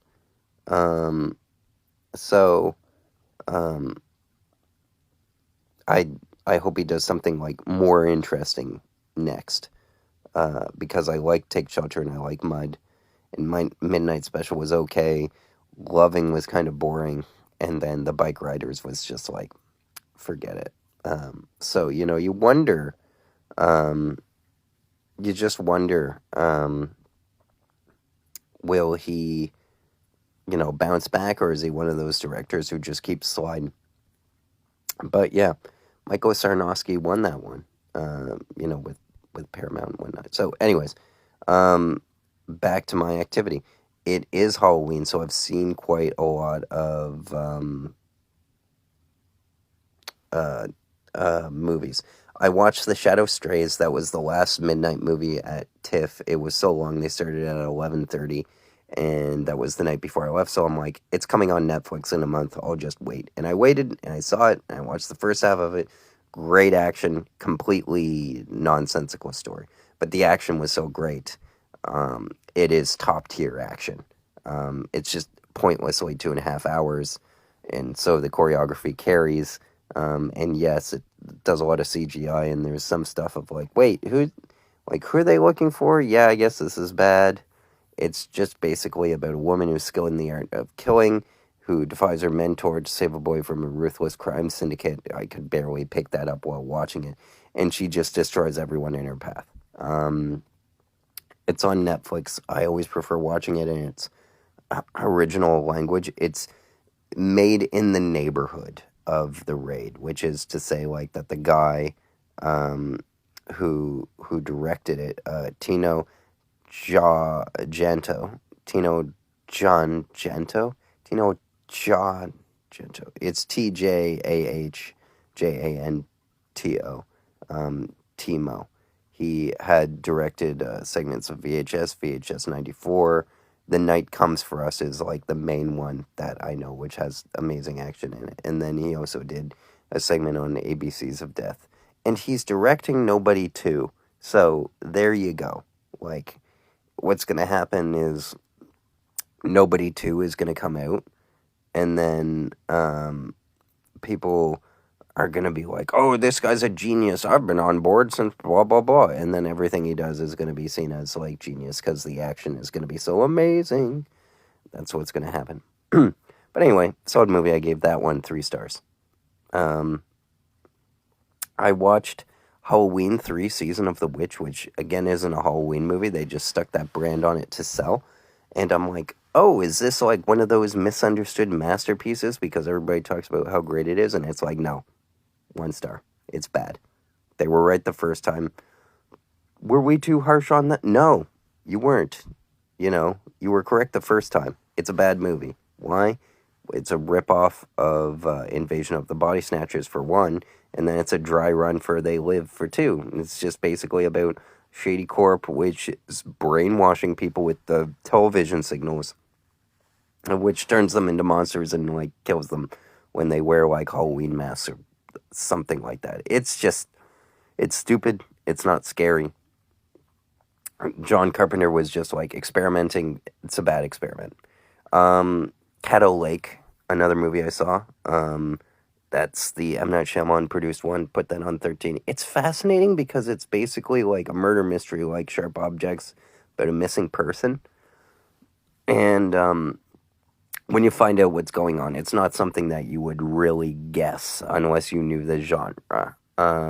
It's kind of fascinating because it's M. Night Shyamalan produced, but it's done by different people.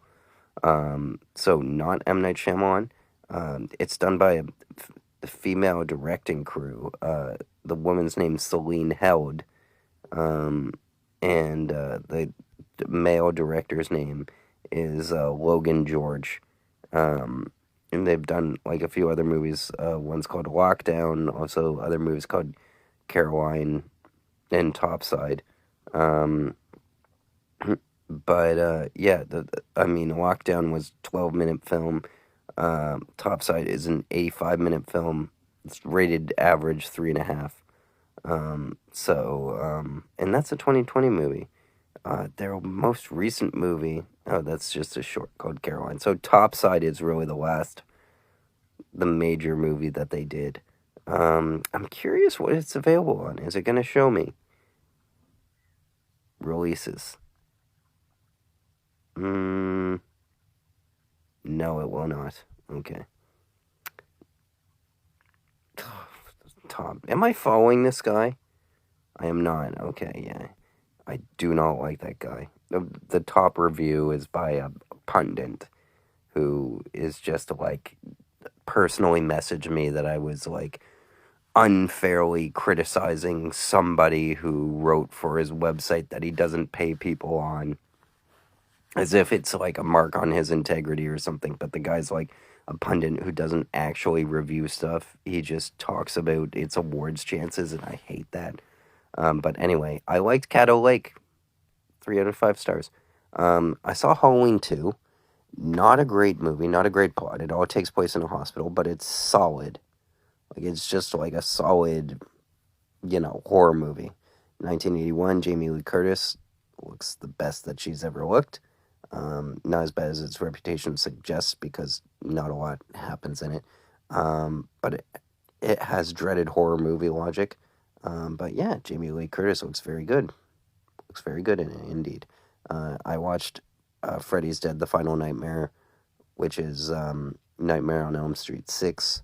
It suffers in comparison to the rest of the series. It is not in any way as good as them, but it manages to, tie up Freddy in a straightforward and clunky way that amazingly has kind of gone undisturbed for 33 years because, like, Freddy versus Jason isn't canon. It's a bad movie for sure, but it's just such a good concept of, like, a guy who attacks people in their dreams. And, Robert Englund, who plays Freddy Krueger, isn't phoning it in. There's a few bright spots with the cast. Johnny Depp cameo is cool and stuff like that. That is good. Smokey and the Bandit, 4 stars. Great, great action in this 1977 movie. It's just, they don't make them like that anymore. And the plot, the ending of it leaves a bit to be desired, but, the Sally Field is pretty, Burt Reynolds is good looking, it's just an enjoyable, fun ride, great car chases and stunts. It's the journey, not the destination. And then I just want to say Nightmare on Elm Street, Dream Child number 5, and Dream Master number 4. 5 is a less successful rerun of 4. More convoluted plot, less interesting characters, doesn't have the depth of direction to pull it off. Interesting kills, though, which really is what makes a horror movie, so it's not a waste. If you can go with the weird pregnancy plot line, it makes some sort of sense, but it can't help but feel ramshackle, but great cinematography and set work. The Dream Master to me was, I knew it was well regarded, but I didn't know it was that good. It's the purest distillation of Nightmare on Elm Street that I've seen. That's just like great sets, good kills that underlie who these characters are. It's well paced with good special effects. There's not a lot of depth to it, but it was good. Yeah. That's my film diary. I actually haven't seen too many films as I thought, but if you count it, it's like 1, 2, 3, 4, 5, 6, 7, 8, 9, 10, roughly 10 movies since we last talked. I'm including the Nightmare on Elm Street. I might have mentioned them at the end of that, but yeah. That's my most recent Letterboxd films. I'm still working on the review of Anora. I should have that this week, hopefully. Because I want to do it. I haven't significantly, basically I need that session where I sit down and I write the bulk of my review, and then I come back to it and it's not terrible enough. I'm like, oh, you're making a point here. Because sometimes I'll write about something and then I'll come back to it. I'm like, this doesn't make sense. Delete the whole review, not worth writing. Because Anora, I need to write a review of it because it's one of the reasons I went to TIFF. So I need to work on that. It's opening in very limited release and they're really teasing it out, so I still have time. But, it's difficult because it's one of those movies where my review of it is tied to my feelings of it at the time, less so the movie. The movie is good, it's unimpeachable, but yeah, I haven't figured out what to say yet. But I will say, Venom: The Last Dance, number 1 at the box office this weekend, 51 million. Last one opened at 90 million, so still a lot of money, but a lot less. So they're not going to be making another Venom movie. This one cost the most and has made the least, but still a chunk of change. Number 2 is Smile 2, a sequel which apparently is quite better than the original, which pleases me. I love to hear that. It'll be interesting to see if it makes as much and stretches out. I don't think it will. So I'll be curious because it's one of those where the studio kind of has to be uncynical and be like, okay, this one is better reviewed than the last one, but it didn't make as much money. If that happens, the studio is still pretty pleased with it because if the fan reaction is positive, it's just like, yeah, they admit it's like, yeah, we screwed up in the marketing of this. So, and the Smile 2 marketing was nowhere near as good as Smile 1, which was coming off Top Gun Maverick, and they had basically the summer where they were starting to put the smiling people at baseball games. You saw a little bit of that this time, but yeah, the reviews for this were pretty good. So I'll watch Smile 2 and see if it's better than the Ring ripoff that is Smile 1. And, maybe we'll get Smile 3. I don't know. I don't care. That, there's so much to say in the world that the director wants because he's like, it's about trauma bonding basically. And it's like, what if something happened to somebody in a horror movie? Like in Nightmare on Elm Street, everybody always falls asleep and goes into their own dream. And then you have a bit like 2 or 3 people with the Dream World's Warriors. It's like, okay, imagine if in Tenet, when the whole crowd gets gassed and falls asleep, if everybody in that auditorium had a Freddy Krueger dream at once. Like, imagine that. They sort of did that with Nightmare on Elm Street 2 and stuff, but it's about elevating and escalating the premise to a wider scale. So, horror movies tend to be small scale. So if it makes up for that promise, I'm interested in it. Wild Robot holds well. Not a shocker. It's crossed over 100 million at this point. 200 million worldwide, on its way to 250. Still really want to see it. I'll be interested to see. Number 4, Conclave. I mentioned might go see it with my grandmother. If I have time this week, I'd like to. This is one of them that, like, it looks so much like Oscar bait in reviews well enough that it doesn't even matter really how well it does. Maybe it'll pick up a lot of technical awards because, man, that Edward Berger guy, there are a lot of directors like this who are basically like technicians. Their directorial style, like, it doesn't get in the way. They don't take any big chances because they don't want to get fired, so they just, like, they'll just film the production design. They'll let the actors be, and then they'll, like, make minor adjustments, but they're not major auteurs who are like, this thing has to make a statement that's this, It's just kind of like, here's an important subject matter, and go, Number 5, We Live in Time. This movie has been doing all right. Again, it's not going to make a whole lot of money, but last weekend, it its first weekend in, made 46,000 in per theater average, which was like pretty good. And then it expanded okay, and continues to expand now. It's like almost in 3,000 theaters. Andrew Garfield is promoting it pretty well. So it's not a major hit. It's kind of fascinating to see, of the big movies I've seen, which one is doing now, because so many that I saw at TIFF are all playing. Anora is, like, it's only in 34 theaters, 26,000 per theater average. It's one of the big ones this weekend. But, like, we'll see which one. I think that one will probably be the highest grossing of the ones I see because Saturday Night Live bombed, but it still has to beat The Substance, which is hanging around quite well. Again, only 14 million. It's so fascinating now to be rooting for art house movies, and it's like when 20 million is a win for the theaters, it's like, oh, back then, that in the 90s, that kind of movie, because there was nothing on streaming. There was no streaming, and TV was popular, but it was just like half an hour every Thursday night. It wasn't all the time, around the clock. Because of that, the movies made more money. People went to the movies more. Now people, like, can stay in and binge watch, Nobody Wants This, or Monsters, the Eric Menendez story. By the way, tell me if you want me to watch any of those shows. Although I didn't watch the first Monster. I watched the first episode and then left it.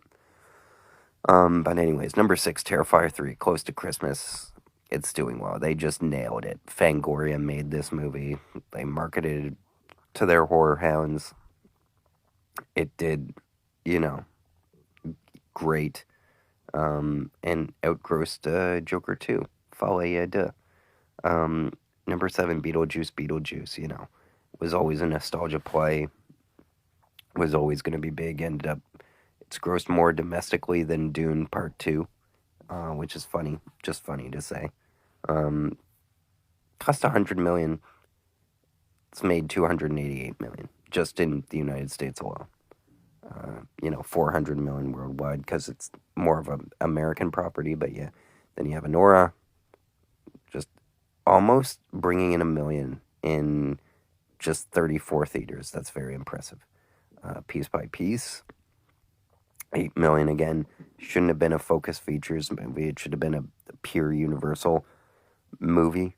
The wrong distributor. And that happens a lot with Universal, where Focus Features takes on something that really needs more of a marketing push. Transformers 1, doing okay, I guess, but not as great as the other Transformers movies, not even close. Not really expected to because it's animated, but whatever. Joker Follett, 57 million. 200 million worldwide. Is being better received internationally, but yeah, it's a flop because it cost $200 million and has made barely to. Remember that people only take about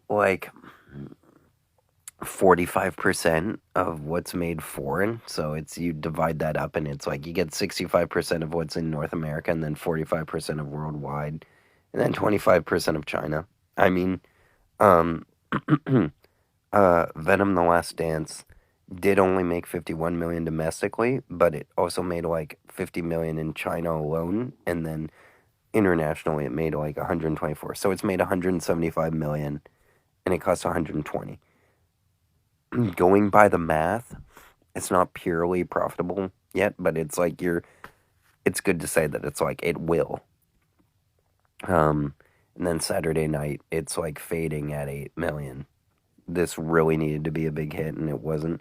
They didn't market it enough because Sony never puts enough marketing muscle into it, so yeah, it doesn't do well. Are there any that blitzed and did well? Well, there's Nightmare Before Christmas, which re-releases every year. Overall, that movie's made 93 million and then 107 million worldwide, but most of it is, you can watch that at home, you can watch it on streaming. Maybe I can show my nephew this week. No, because it'll be after Halloween, but before Christmas. It'll be interesting to see. I guess that's why that plays so well. Yeah. Hocus Pocus re-released, yeah. Awful movie. It's just one of them where it successfully broke through because it's an awful movie, but enough people saw it and there's nostalgia. I don't know. Maybe someday I'll watch Hocus Pocus too. Maybe I should watch it soon. So, you have The Apprentice, which is the Donald Trump biopic movie. It's fascinating. I know the guy who is the head of Briarcliff Entertainment, which is the distributor of the movie. Nobody wanted this movie. They took it. I know the guy, and by knowing him, I mean I contacted him on X, and he was gracious enough to respond to me, because he also is behind the Den of Thieves movies, and I was excited for Den of Thieves 2, and I wanted it to come out quicker. I'm like, hey, you should release this at the beginning of May. And he was like, well, we can't because the Fall Guy is coming out that day. And I wanted to be like, well, you'll do better than the Fall Guy, which will be true, and time will prove me right on that one. But he had responded after the Fall Guy had moved, and I had reached out to him before. But anyways, this was a movie that they wanted to come out before the election, and they've interestingly tried to have it both ways, because on one hand, Donald Trump is played by Sebastian Stan, a very good-looking guy. On the other, it released at Cannes and didn't review the best, and it was hard to tell, did it not review well because it's just not a good movie, or did it not review well because people were uncomfortable with the subject matter, because in it, Donald Trump sexually assaults, rapes his wife, which was proven in court, and then withdrawn because, basically, the clause that is marital rape wasn't illegal in the 90s when it happened.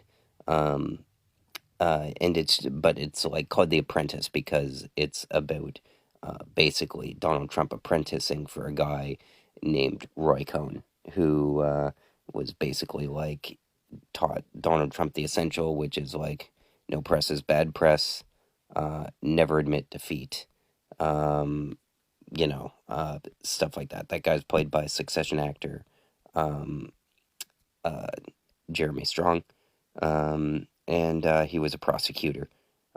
He was the Joseph McCarthy's chief counsel during the McCarthy hearings in '54, where he investigated McCarthy's investigations of suspected communists. A witch hunt, if I've ever heard of one. Although I've only heard of it because of the George Clooney movie Good Night and Good Luck, actually. And then I guess the movie Trumbo, which I've never seen because it's doesn't didn't look that good. Looked like an HBO original movie. But anyways, this also looks like an HBO original movie, although like an even kind of crappier looking one. I'm not a fan of the look of this movie. But they're trying to have it both ways because they're like, this is the movie the American public doesn't want you to see, which is like a smart way of playing it. But yeah, it'll be interesting. I'll watch it maybe when it's free. Maria Bakalova plays Ivana Trump, his first wife. Um, and yeah, it's just like an interesting role to do. It's probably one of those movies that's like more interesting to talk about than see, but we'll see. Again, it's not a super expensive movie or anything. It's made 3.5 million, 7 million worldwide. It'll do better on streaming. Most of these movies will do better on streaming. Speak No Evil, again, saw that in theaters. 76 million. Decent performer, will do phenomenal on streaming. Goodrich, like, came out this weekend. Michael Keaton didn't even promote it. It's just about a guy who his wife enters a rehab program. He's left on his own with their young kids, and he leans on his daughter from his first marriage to help. And he somehow becomes the father she never had. You know, heartwarming stuff. You know, the only movie, and again, Long Legs will do well on streaming too. Like I'm pretty sure available on streaming now. Maybe on Amazon. I could be wrong. Like I was wrong earlier this week because I promoted Woman of the Hour as being out on Netflix when it turns out that it was only available on American Netflix and not Canadian Netflix, which they do sometimes, and it never fails to annoy me. But anyways, I saw Long Legs, very good, like first half of that movie, and then it really just like the momentum like falls apart. I'm like, I'm so in on this movie, and then it gets boring. Yeah, Deadpool and Wolverine. That's probably I mean, that will do well on streaming too. I'm trying to find a movie. It's like, what does a movie that would do phenomenal in theaters, but maybe not as well on streaming look like? And that would be like an empty bubble of a movie, which like had a good marketing campaign and stuff. Like It Ends With Us, 148 million. But that's the kind of movie that does well on streaming because, who watches streaming? Women more than anything, I find. Like, my mom watches more Netflix than my dad does, so, it makes sense to me. So can I find anything? Maybe I should ask you, what is a movie you think that would do well in theaters but bad in streaming? What would that look like? I can't think of it because, people are already paying for streaming, so might as well watch. So that will do it for me for this week's episode, really, of the Film Gamer Podcast, Season 4, Episode 10, Number 44. Let me know if you want me to return, because, I'm now working as a technician and, doing tech stuff, and I might not have the time. But I will say for the gamer portion, something huge happened.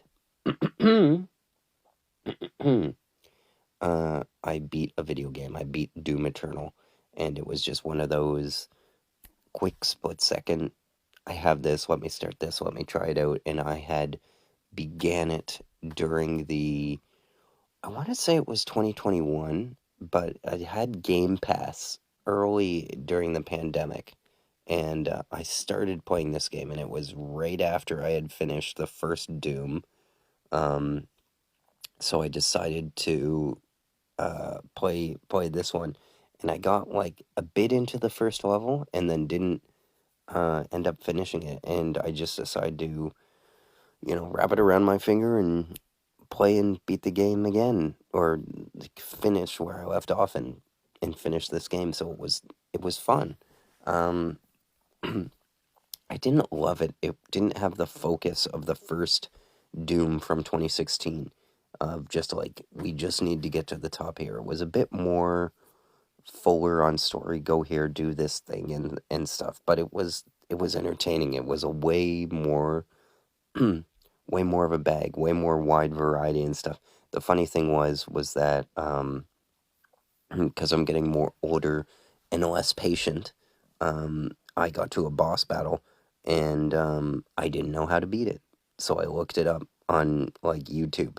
And I paused it and successfully found something on YouTube without having to, browse for 30 minutes and then lose my spot and then like leave and then stop playing forever. No. Um, I found it. The guy really knew what he was talking about. It was a British guy, and he was like, use the meat hook. And it was one of those where um, it's 3/4, no, not even, it's more than 3/4 of the way through the game. It is like 7/8 of the way through the game. And then the game tells you to play a certain way, which you have not been remotely playing as the whole time. It's like, use this entirely different weapon and fight this way. And you're like, okay, how do I do that? Like, there's basically, think of it like a spider web where Spider-Man shoots one of his spider webs and then pulls it like pulls himself toward the enemy. That's what it wanted to do. Use the super shotgun, which is just a really powerful double barrel shotgun, and that what they call the meat hook, which is just basically a grappling hook. And it's like, use that in combination, and then I had to learn how to do that. And then I'm like, okay, but how do I hit this thing? Because the floor literally becomes lava at one point. And I looked at this one guy, and he's like, hey, use the rocket launcher, hold down the left trigger, it will home in on it, and then that's how you lower the shield to go in and do the punch.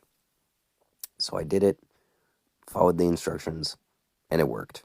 And I didn't feel like I had cheated, so that felt great. And then I finally started Silent Hill Shattered Memories, and the problem was that the sensor bar was in the wrong place, and I had to crimp my hand while holding it. And then I got to a part where I had to run around and then also look at the map so I don't get lost, which I can't do. Because when an enemy grabs you in this game, you do not have a defense. You just basically have to shake them off. So I did that and wasn't being responsive, and I tried it like 3 or 4 times, went in different directions, and I like just don't know where to go because the map icon isn't very good in Silent Hill Shattered Memories. But it's like, well, the previous Silent Hill came out, Silent Hill 2. This one that I'm playing is a remake of Silent Hill 1. The game that came out a few weeks ago is a remake of 2, although a much more stylish one. Well, I shouldn't say that. The game I'm playing now was released for the Nintendo Wii in 2010, so it has motion controls attached to it. So I had to set up the motion sensor bar and make sure that was in the correct spot. And on top of that, I had to, playing this game while I was recording, um, I had to like go to a place and check my map, and it was annoying because I'm like, am I even going in the right direction? Then you have to run past enemies that are in your way, and again, you're given no. The setup of the game is that you have no defenses, and when enemies are around, is the whole place freezes up, so you just basically have to run. But like, it's a bizarre semi-open world. Think like Batman Arkham Asylum, where you can go anywhere, but there are places where there are like long, narrow corridors. So that was annoying, and my wrists were hurting. So I'm like, F this. I beat Doom Eternal yesterday. I can take a break, and now I haven't played in a week, and I need to play quickly because then I'll lose my sense of what have you. you know, and then like not want to play anymore and then go more months without playing a game. Like, I played and beat Eternal. Now, I play with my nephew. We play Nintendo games, and I'll play Lego Star Wars The Complete Saga and probably pick up a lot more views they'll be very appreciative of, because when I played Lego Avengers, man, did like I got 100 subscribers overnight, but I beat the game and I didn't want to play it again. So, you know, again, I don't deserve to be famous, because if I really wanted to be famous, I'd play Lego Marvel Avengers, like all day, every day, and then I'd have over 1,000 views or something. But I don't want to do that. So now that I've completed Doom Eternal, I'm kind of like, okay, I sort of know what to complete next. But again, now I have a job that I get to. I'm working Thursday and Friday, so I have, 2 days in between at least to decide to either write this review of Anora, write my screenplay, because now I've completed the final book on it. The thing is that I'm going to want to read through the screenplay and then correct as I go, and that won't even solve the problems of, like, what I've written into it. But it's something that I should do fast, but like everything I do, I go and then I get distracted. Oy vey. And then I have other things I want to sort out for, like, my work and stuff like that. So it's all very, very annoying in that regard, because it's like analysis paralysis. It's like, do I want to do my screenwriting hobby? Do I want to do my video gaming hobby? If I do my video gaming hobby, I have to do my social media hobby of, like, recording it and stuff like that. Do I want to do my movie review hobby? Do I want to do my video editing hobby? I'm not sure what I have to video edit at this point. Oh, right, yeah. The Poets.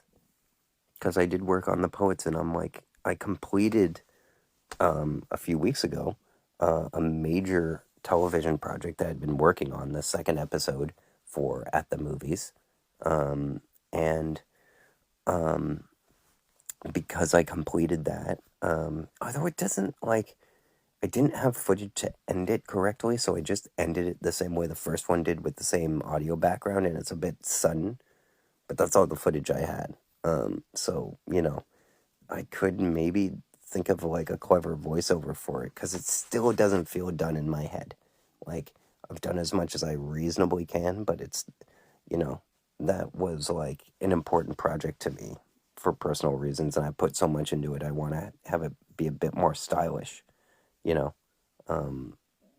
So, I maybe I'll film an external outro that says something poetic about the movies of Toronto Film Festival, 2 years after the fact. Stranger things have happened in reshoots.